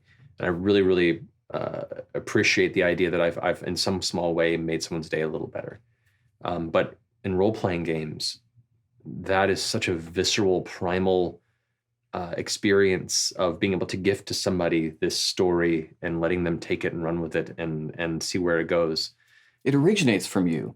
You don't grab a script and then do your interpretation of it, which can still, obviously, as you're saying, impact people and create moments and stuff like that. But this really originates from you. So the connection, when someone connects with it, it's on a deeper level. Yeah, because while it may originate with me, they're the ones that ultimately take it up and run with it. It's this wonderful kind of creative baton pass. And it's one thing as an artist to create art and set it down and go, that is art I made. But where the real magic happens is when people perceive the art and then pull from that their interpretation, pull from it how it affects them, how it emotionally draws them to the piece. That little interaction between the creation and the perceiver of that art, that is the real magic. And in role-playing games, it's that moment to me going, this is a thing that I've built for you guys. Take it and do what you will. Right. That it's wonderful. And I'm so thankful that I've had the opportunity to play with so many great people through the years, and now with this incredible group, and then see so many other people now discovering the game through us and other streams and other role-playing games out there, and telling their own stories, and then hearing about how that's changed their lives and how it's brought them the closest friends they ever thought they'd have and inspired them to pursue passions that previously they didn't have any drive to go after. It's this wonderful little weird catalyst that I always knew it could be on a subconscious level. And it has been to me. It was that for you. I was going to say, as a teenager, it was that for you. So I'm so ecstatic to see it become that for so many other people. You guys were approached by our beloved Felicia and talked about the idea of then streaming the game. You've talked about this before. We've talked about this before. What I'm interested in is what were you the most afraid of at the idea of streaming the game? Putting cameras on it and everything. What were you most afraid of? I was trepidatious. I was most afraid of two things. The biggest thing I was afraid of was it changing our game. Because what we had in this weird little box of perfectly contained private creative friendship was so important to all of us. If that was going to be soured by this transition, it was not about to let that happen. You know, you could say it wasn't about the money. There was no money. There was no money. You know, it was literally just throw it online, see what happens, see if it sticks in the wall. And we're like, this seems like an opportunity to fuck up something that's really important to us for no reason. You know. Plus, a lot of people don't realize that the idea at the time of playing having to lock off every single Thursday night every week, for a lot of people with families and different things, that was not really okay. That was kind of, I don't know if I could commit to that. It was a long conversation to see if we even wanted to do this for, you know, Liam and Sam who had families. And, you know, of course, I love the prospect of playing it more often. Of course. Because to me, it meant to spend more time with my friends. And we're all so busy that we didn't get to see each other really outside of these games, for me at least. So yeah, there was a lot of conversations about it. Do we want to do this? And if we can, how sustainable is it? I know both Sam and Liam had to very graciously request from their significant others some understanding on letting them see where this goes. Because it's taking away a weekly Thursday night from the family. With no promise of success. Yeah. I can't promise you at all. Or any return. I can't promise you that I'm going to go do this every Thursday night and we're going to get something out of it. Yeah. I mean, essentially it's like, you know, that poker game I go to with all my guy friends, you know, that classic, you know, thing you hear about. Now we're doing it weekly. Is that cool? You know, that was essentially what it sounded like to people who weren't in that game. And so I'm so thankful, both Amy and QN for being appreciative and understanding of this scenario. But I was also scared of, I didn't want to be another torch on the bonfire of misunderstanding about Dungeons and Dragons and role-playing games. What do you mean? Something that was so important to me that on a larger kind of social scale had been lambasted and had been ridiculed and misunderstood, and on a higher cultural level marginalized and thought of as something that was, you know, super nerdy, nobody should do, poke fingers, you know, and laugh at people that play this game. And I did, and that's been something that we've all been fighting as role-playing game nerds our entire life. The last thing I wanted to be was another, you know, piece of dry wood to the bonfire. I didn't want to come out of the gate and then be another example. People go, oh, you just see this shit? Man, this is why we don't play D&D. Right. And because I don't know what people are going to think about that. I didn't have a platform. The only people I knew who had any opinion on my games were the people I played with through the years. And I didn't know how it would stack up to anybody else there. I watched, you know, right around that time, Acquisitions Inc. was doing their live shows with these huge audiences and like all these actors and people that were well known. And I was like, that is great. We can't do that, you know, by any means. And so it was waiting for the internet to basically burn us down. And so that was my other big fear. And we talked about it continuously, and I mulled over it perpetually. And we had all these meetings, and they would, you know, the production team would want to try and find ways to make it more YouTube or more internet friendly. And every single time it would just erode the core of what made this such a special thing to me. And so we just said, no. And there were a number of times where we were like, okay, this isn't happening. We'll just keep playing our game as it is. And it wasn't until Twitch as a format allowed us, as close as we could, to just throw some cameras up and then keep playing our game as unhindered as we could, you know, in that space. What was the moment for you once it went online and started streaming, that you went, we have something really special here? Because you had something really special between all of you. But was there a moment for you where you went, whoa, this is having an impact? I'm not talking about viewers. I'm not talking about subscription numbers or any of that stuff that is fleeting and that doesn't make sense. It's not the reason why anybody's here is doing what they're doing. But what was that moment for you where you went, dang, this is something? There was a moment a few weeks in, I think, where we we got an email that was sent to the Geek and Sundry office that was forwarded to me from the person who was handling their email. Mm-hmm. That was somebody saying, "Thank you for the show. I was thinking of taking my life. I've been thinking about it for a long time, and had planned out this whole process in which I was going to end it. And then I stumbled upon your show. And I decided, you know what? I want to see what happens next week." And so I waited a week before I do it again. And I set up the next week to do it. And then I watched the episode and finished. Then I went, I want to see what happens. I'm going to wait till the next week. And eventually they stopped setting up. And this is like maybe 2 months into our stream. And that message just was a soulful gut punch. I can imagine. To think that through our silly online bullshit had somehow helped somebody from the brink was a lot. And that was the first of many, and it's still a lot. It's still a lot. It's wonderful, and it's a responsibility, but it's one that I'm willing to hold. And with care. I try. We're trying. All of us are. You never know the impact your passions will have on people, and getting to even see a glimpse at how this strange lightning in a bottle phenomenon has affected people positively is incredible. How much of yourself and the struggles you had and sometimes still have, when you see that in critters and in fans of the show, and you see them identify with the show and talk about it as a way to help them process or knowing how open you guys are with stuff, that's got to be rewarding, knowing there's kids that were and are like you were out there, that this show has been that thing for them, that playing RPGs and that doing theater and things like that was able to do for you. It's a reward. It is. It very much is.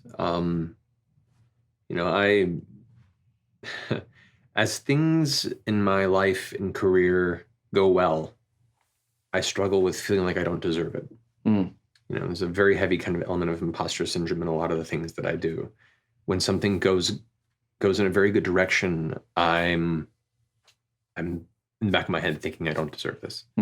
Somebody else should be, enjoying this moment or the success from this. So a lot of what I'm learning and trying to teach myself is to be open to that type of feedback. But it's incredible to think that it's had an effect out there. And I remember what it was like being like that. And there are many, many, many people out there that have much harder lives and upbringings and personal conflicts and challenges than anything I ever faced. And if we can somehow be a beacon to that, even in some small way, that's incredible to me. Right.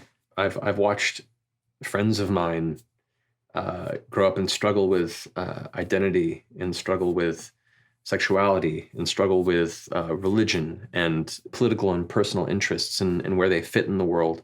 And in a time where it was not an open, welcoming space to explore those things, where the support was minimal and you had to find it hidden in the shadows of the fringes of whatever society and high school and beyond that you could find. We're still not out of the woods by any means, but we are in a different place now, a much better place in some ways, where that is a much more open conversation, a much more welcoming conversation. And it excites me to see that we've moved so far as to where when I was young and saw so many people struggle and fight through those same difficulties.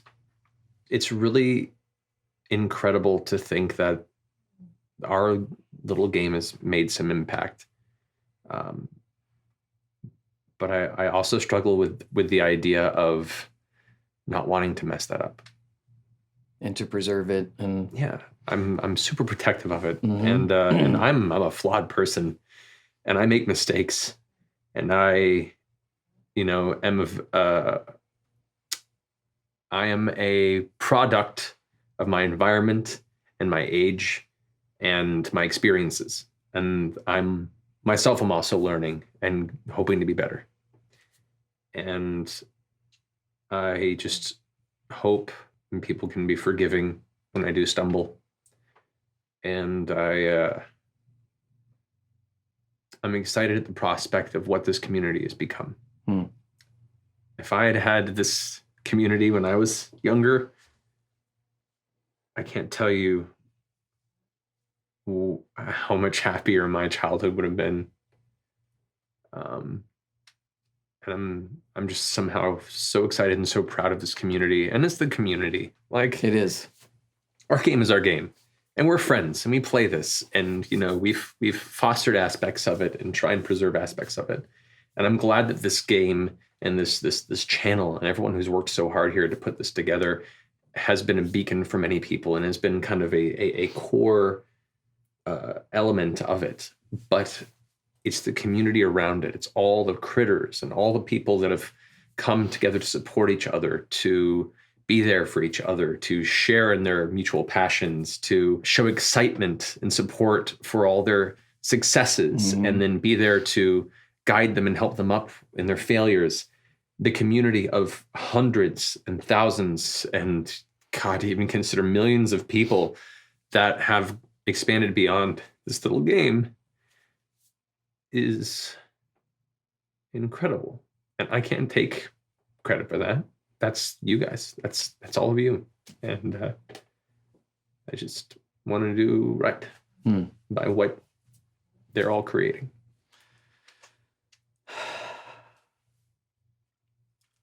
When you implement things into the game, representation,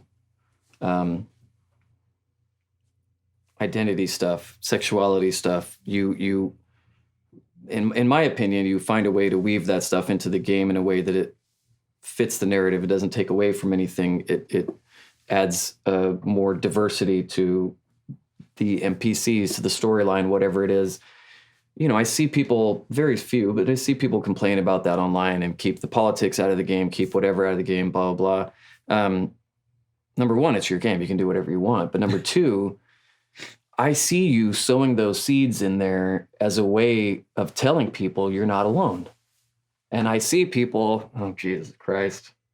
And I see people respond to that. And I know you're not doing it to get some agenda across. You're doing it because you're trying to reach out to that kid that was like you in high school. And that's got to be one of the big things that you'll probably take away from this. When it's all said and done and it's all over, you help someone not feel as alone as they were. I hope so. And I'll fuck it up. Yeah, you do a lot. You know, I can only speak from my own experiences and from, you know, the people I've talked to, and I reach out to a lot of people to get different perspectives and to try and tell the stories that I haven't personally lived or are uncomfortable sharing necessarily. You know, I want to bring the semblance of that to the world that I'm creating, because in some ways the world I'm creating is a world that I would want to be in, right? World that I would want to live in, and represents the world that I grew up in. You know, I was lucky enough to be surrounded with parents and people that, you know, my immediate family, my distant family in the South, I have a number of conflicts with in some ways. But you know, I mean, God, I remember when I was very, very young, my friend Keith and me, there was this hidden book on top of a bookshelf that we were like, that looks secret. That looks something important that we shouldn't see. So we grabbed it and ran off to his house and opened it up, and it was the Book of Sex. Oh. We were like, oh, written by Taliesin? Yeah, no, practically. And we're like, oh, crazy. So we're going through the book, and it's just like, wow, there's just a lot of guys in here. And we're going through the book, and we're reading, like, there's just a lot of naked guys in here. And we realized it was the Book of Sex for gay men. Oh, okay, yeah. And we're like, oh, okay. So we just keep reading through. His mom comes in and is like, what are you doing? And sees it and gets super infuriated and marches us back to my parents' house and goes like, did you see what, you know, your son and my son were looking at. My parents just started laughing. Your parents are hippies. I mean, Yeah. they're just like, cool. Like it was a present from my Uncle Ted for his wedding. Oh, okay, for him and yeah. Mark. And that was my first kind of introduction to the beyond the classic cultural binary standards that the American life has imposed upon us since the puritanical days. Right. And from there, I've just learned so much more about how wonderfully diverse and beautiful and universally incredible people can be. And I feel very privileged that I've been in that space from that moment on my entire life. And I want to reflect that as best as I can in the world. But I'm also, in some cases, compared to a lot of these people out there, I'm an old man who is still shaking off, the dregs of my generation. And I'm excited to see so many of these younger folks that are spearheading what will be a much better and much more healthy cultural future for us worldwide. Accepting. And it doesn't mean that struggles aren't there. There's the fights are and will always be there to a certain extent. And they're certainly getting fierce in some ways. And, and even from a political standpoint, like I mentioned earlier, like there are people I disagree with, definitely. And there are some things that I'm very passionately against in the political sphere. But I've been that with every single, person in power. But I don't judge people who are on the opposite side of the political spectrum. I want to have a conversation about it. I want them to explain to me the things that they feel passionate about and why, to help me better understand their standpoint. And I just want them to be able to listen to mine as well. I think there's danger of extremes on both sides, and I keep as well read and informed as I can. But I want this to be a safe space for people to be who they are and to be respectful of listening to the diversity of people around them and not judge based on that. That's a fight that I can't, spearhead, because that's our cultural divide on a global scale. But if we can help facilitate some of that and give someone a little bit of pause to look inward in this very harsh time, then I'm happy to have helped. You're doing something, way. right? You I feel hope like you're so. doing something. I'm one person who plays D&D on the internet. There's only so much impact I can have, and my perspective isn't necessarily the right one either. It's just my perspective. Yeah, I understand. But here we are. Here we are.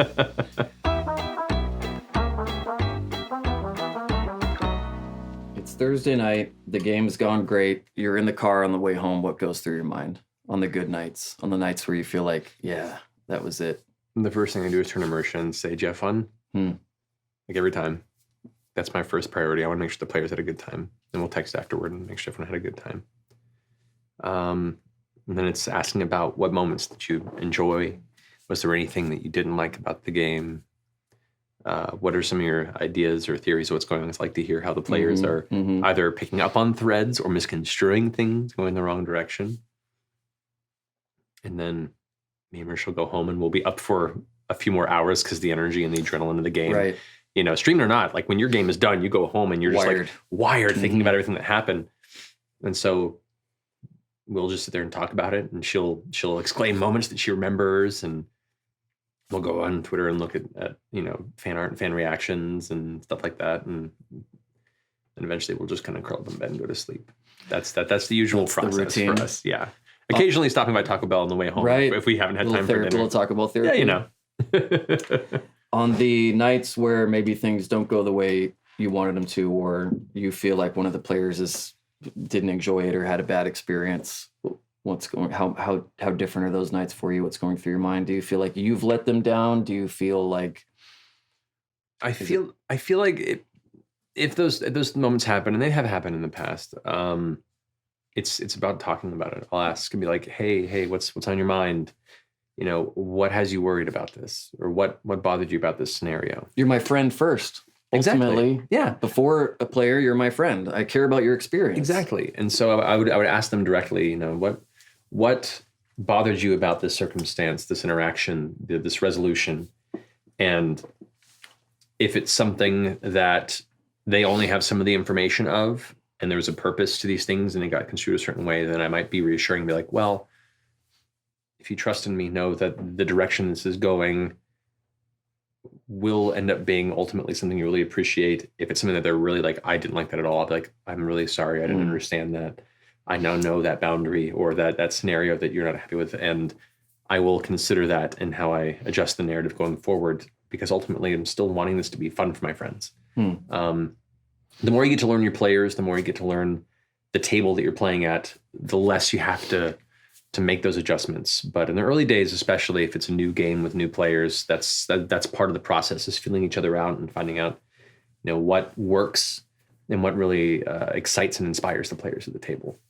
So it's just checking in, even just recently with Travis, checking in with him afterward. And it's been so Travis heavy lately. I know. Right. Yeah. Well, with Grog had such a minimal backstory necessarily, and a blip of narrative elements in the last campaign. He wrote this rich backstory this time, and the direction and the paths they chose led right to it. I'm like, all right, man, here's center stage for this arc. We're in this now. Yeah. And I don't think he was used to that. And so that, combined with being, playing a character now that requires a little more cleverness and ingenuity for their skill set. Get the fuck out of here. It's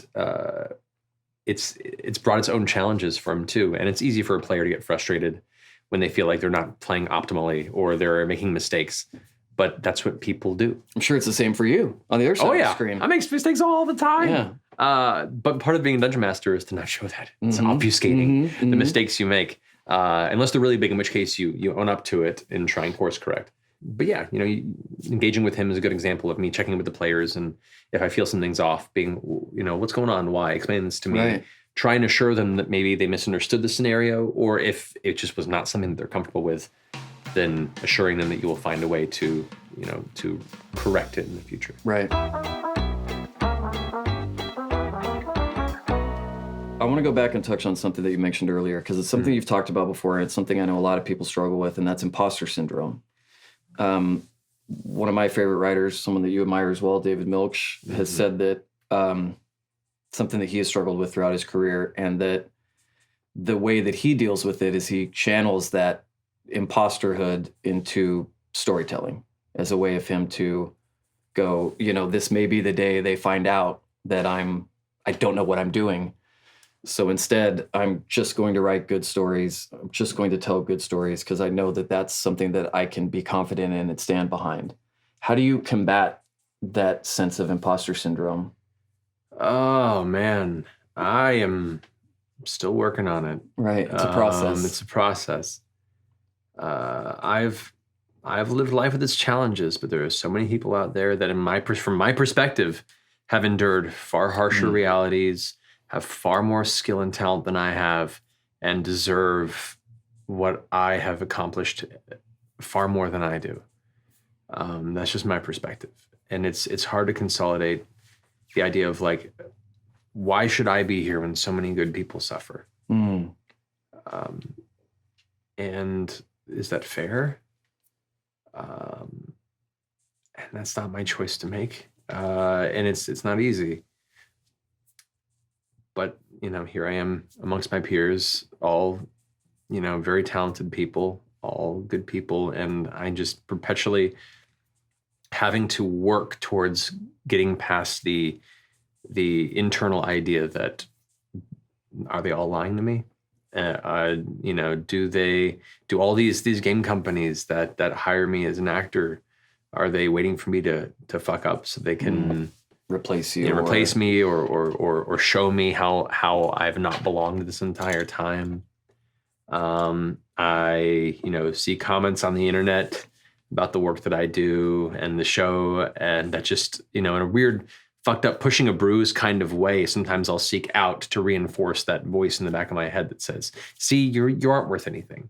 See, you aren't, you aren't creating or producing anything of value, and this person sees it.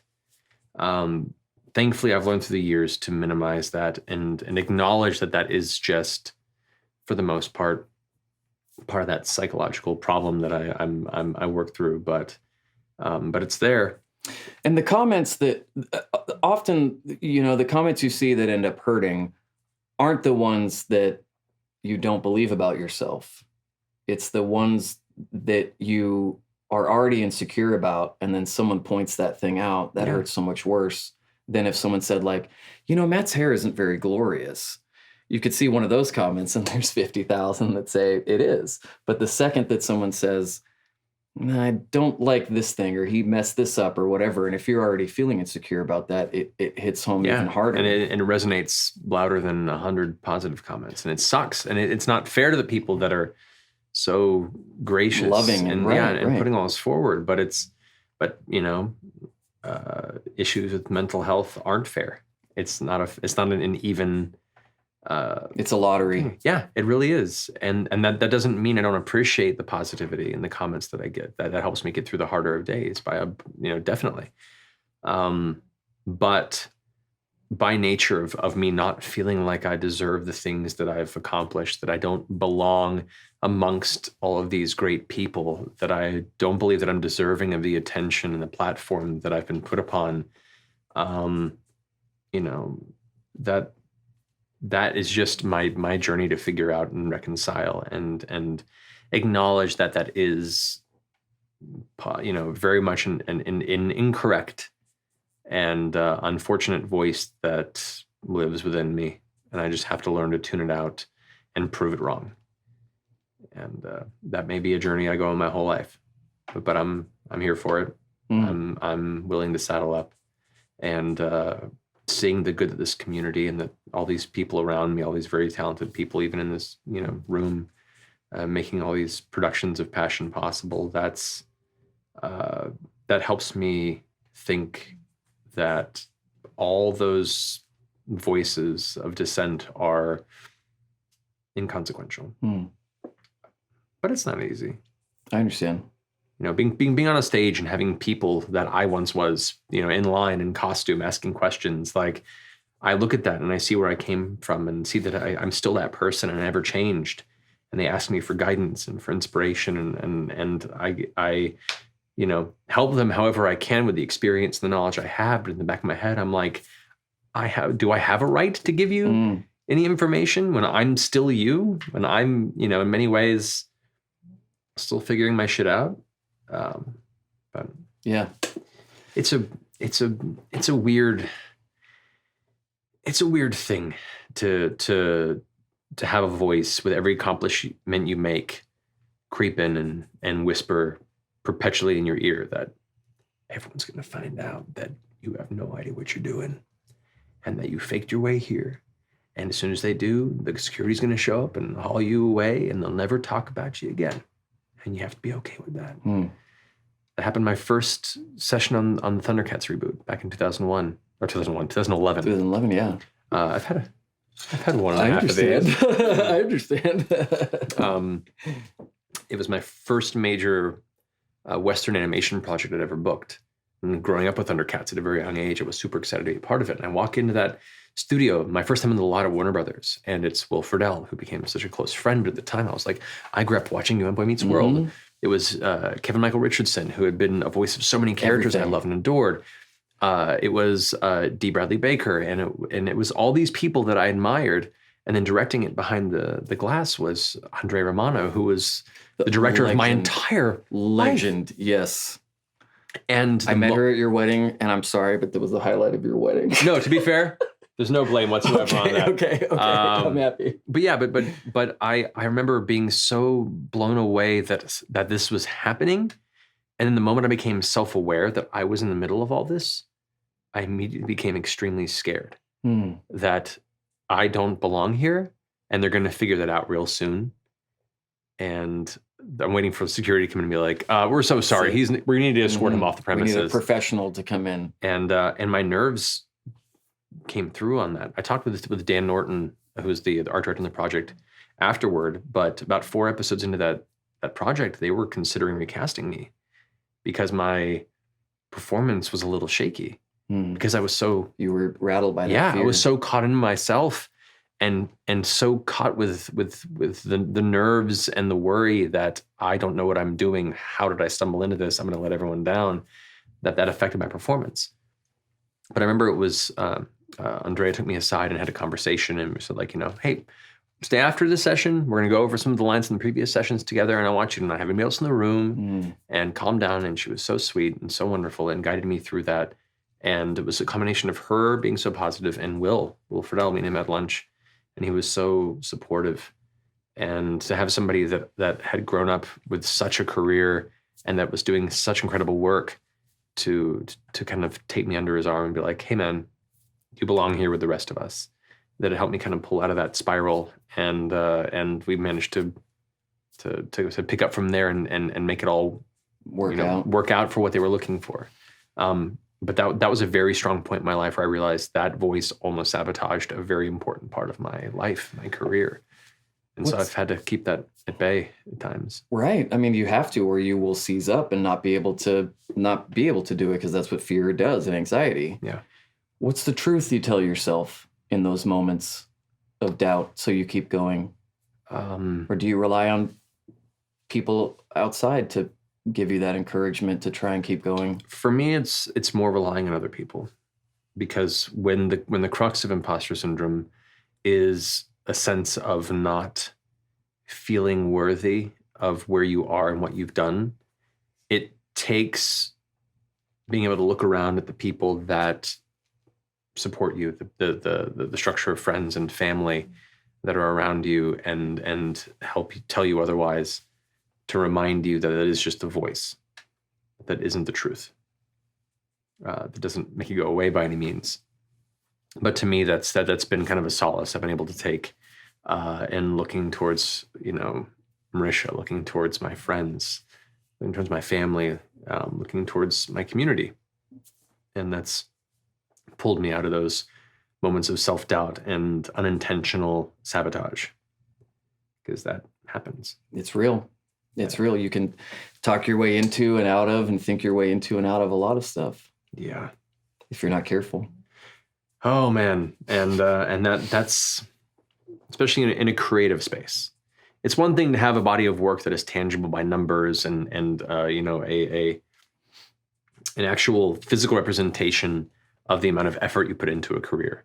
When it comes to creative pursuits, everything is so subjective, and everything kind of lives in this amorphous space that it's harder to look at it and convince yourself that you've done it, that you've achieved something, that you've done good work. Because once again, you can look through 1,000 positive comments and then find one negative one and then just obsess and focus on that one. And it's not healthy, but you can't help it. It's just part of the horrible mental wrestling that type of insecurity breeds. And people will tell you, don't look at the comments, don't look at the comments, don't look at the chat, don't look at the chat. But, here we are. And so I've taken steps to help avoid it. We've gotten hate mail. I've gotten mail in the past from people that say terrible, terrible things to me.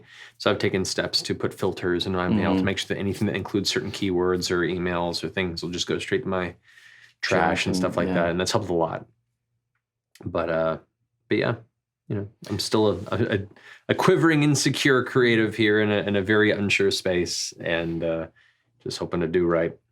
Oftentimes, those kind of personalities and those kind of mental processes end up creating some of our best storytellers, because you pour yourself into that thing. It's like that Milks quote. It's I do this so I don't focus on that. Yeah. Because it gets to be a busy day if you start just thinking about all that stuff and letting it pour over in your mind constantly, and it starts to affect the work, because you're shaping your story, or you're shaping the way you tell your story based on that little thing. It's true. I would say I'm as much as I may complain every now and then about being so busy these days, I'm thankful that it allows me the opportunity to be focused on the things I'm creating and not focused on the voices inside that are, diminishing it. What's a question that you keep finding yourself asking yourself? How did this happen? How did all this happen? How did I stumble through a weird childhood and a series of strange careers into what is a very competitive and very difficult to succeed in career, to make enough of a living to pay my bills and pay my taxes, and to eventually be making Dungeons and Dragons show, how bizarre. It is bizarre. And as much as I try and look over it and understand how a lot of it's lightning in a bottle, a lot of it's perfect timing, perfect combination of content and a cultural need of that type of storytelling. But even still, why me? There are so many great people out there that are doing this.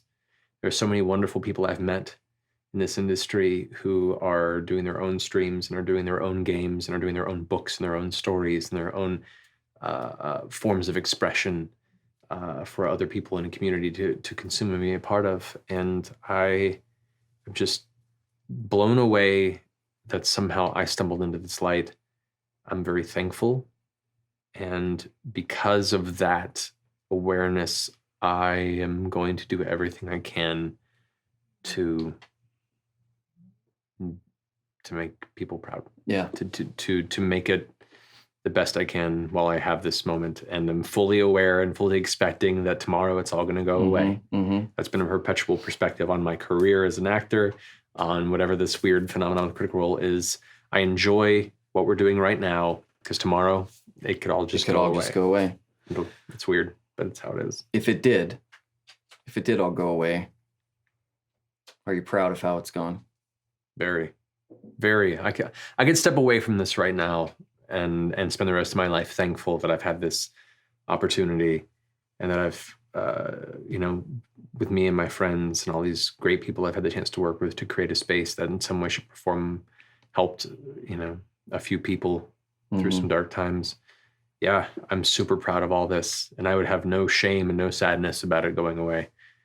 And the longer it goes, the more I'm just blown away that it continues. Because yeah, it's a gift. Pretty happy and proud. It's a gift. Yeah, I think so.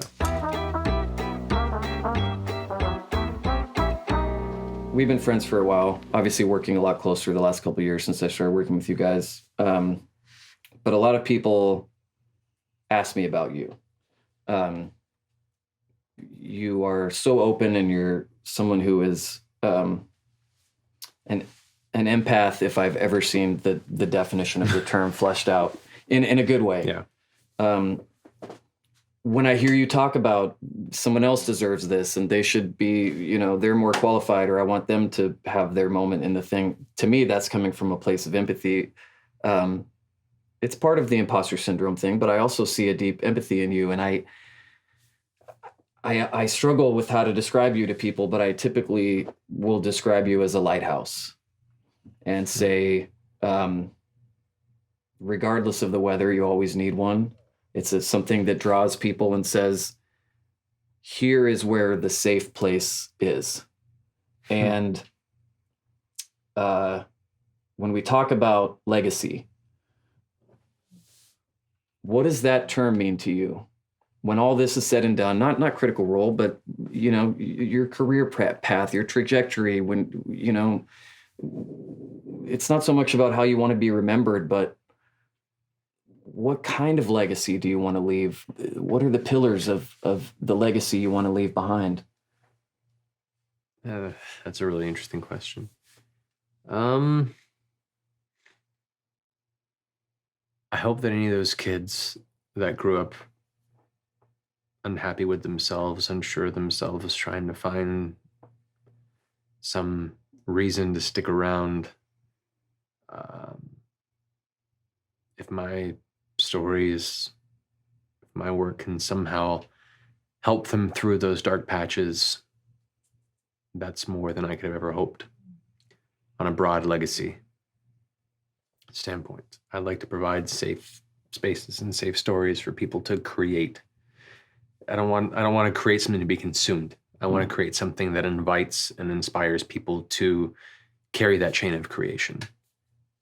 The release of the Tal'Dorei Guide was something I never anticipated, but something that was so special to me to put out there because it was something that I created, but created as a shell, created as an invitation to be like, here's something that I made, but I hopefully built enough pockets for you to take it and make it something even more special and personal to you. And so if I can continue to do that in whatever paths in my career might be from here on out, it's fulfilling. That'd be, damn fulfilling. On a personal level, I want to be able to support my parents, continue to support my parents. They weren't the classic parents that, saved a lot of money and bought a house. And, when I grew up, they'll have something to leave me. Like my parents, every dime they made went to providing experiences to us as a family, providing a childhood for me and my brother, to making sure that we can live in zones where we couldn't afford to, just so me and my brother could have a good, experience in a good school district. In their later years, I'm thankfully, due to the success of Critical Role, I'm able to support them. Yeah. And even looking back on like if things hadn't worked out how they had with Critical Role, God, I don't know where they'd be. So I'm very thankful. I hope to continue to give back to them to the end of their days for all that they gave me and Andrew. I've often nourished a suspicion that, and I think about this a lot when I think about you and I talk to you, they say if you can make a living doing what you love, then that's the ideal situation. When I think about you, I think the only thing that could be greater than making a living doing what you love is making a difference doing it. And I just want to say, I hope you feel that way. God, I'm starting to. You know what I mean? Yeah. It's so. Yeah, there's negativity out there. Sure, there's criticism. Sure, there's going to be people that say you're playing the game wrong, or you're doing this and that wrong, or you're doing whatever else. But we just came back from a weekend in New York where we met hundreds of people that nobody comes up and says that. Yeah. All they do is come up and tell you how it's impacted their life and how it's made a difference. And as a storyteller, what more could you ask for? Not much else, really. A couple hours from now, you're going to go sit at the table. Yeah. another Thursday, another game. Gonna sober up. Gonna go sit. Not yet. Yeah. Don't get ahead of yourself. You're going to sit at the table. Sam's going to open the show with some ungodly, maybe a wig, maybe who knows? Who knows with that one? Yeah, it's always a toss-up. Every week when you sit down and they count you in and it's about time, you've got a million thoughts going through your head. You've got imposter syndrome. You've got story beats. You've got elements. You want everyone to have fun. You want everyone to have that experience. Is it still as fun for you as it was when you were a teenager and had that connection with it? Is it still as exhilarating? It's a business now. There's all these other things. There's all this stuff. You fight hard to not lose track of that core thing that keeps it going. Yeah. Yeah. It's a worry. Definitely a perpetual worry as things continue to expand, whether or not we're ready for it. Everything has been so reactionary. And we're just trying to keep up with it and keep it contained and protected.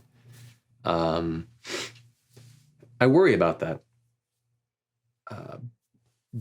But the moment I sit at that table and I get to look across from all these wonderful people and make eye contact and, engage in their banter and their laughter and the general excitement everyone has of stepping back into the shoes of their character and asking how their day's been as we count down to that beginning of the show, all that kind of washes away. And that's really heartening. And I think as long as we can hold on to that, I think we'll be okay. Cheers. Cheers to that.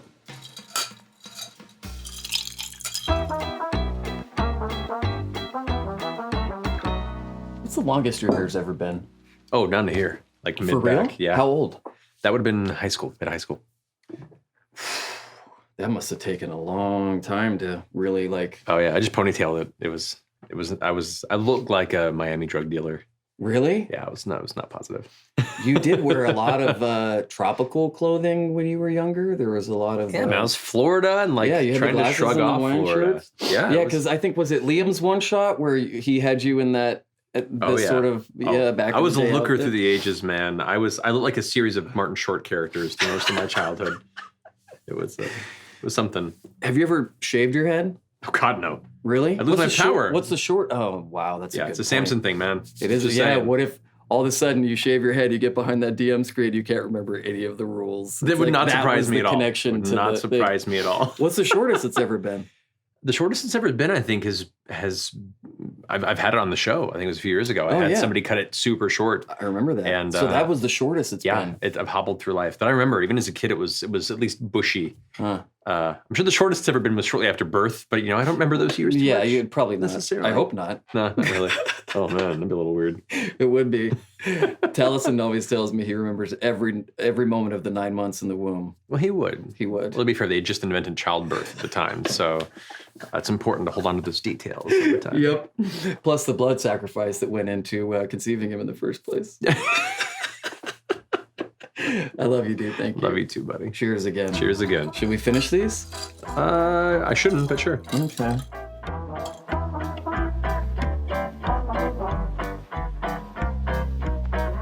Don't be too scared off by the name. This drink is simple, not too strong, a little tart, and incredibly easy to make for any season. This is how we like a dark and stormy. First, grab a Collins or a tall glass, fill it with ice. Next, you're gonna add 2 ounces of dark rum. Then, ½ an ounce of lime juice.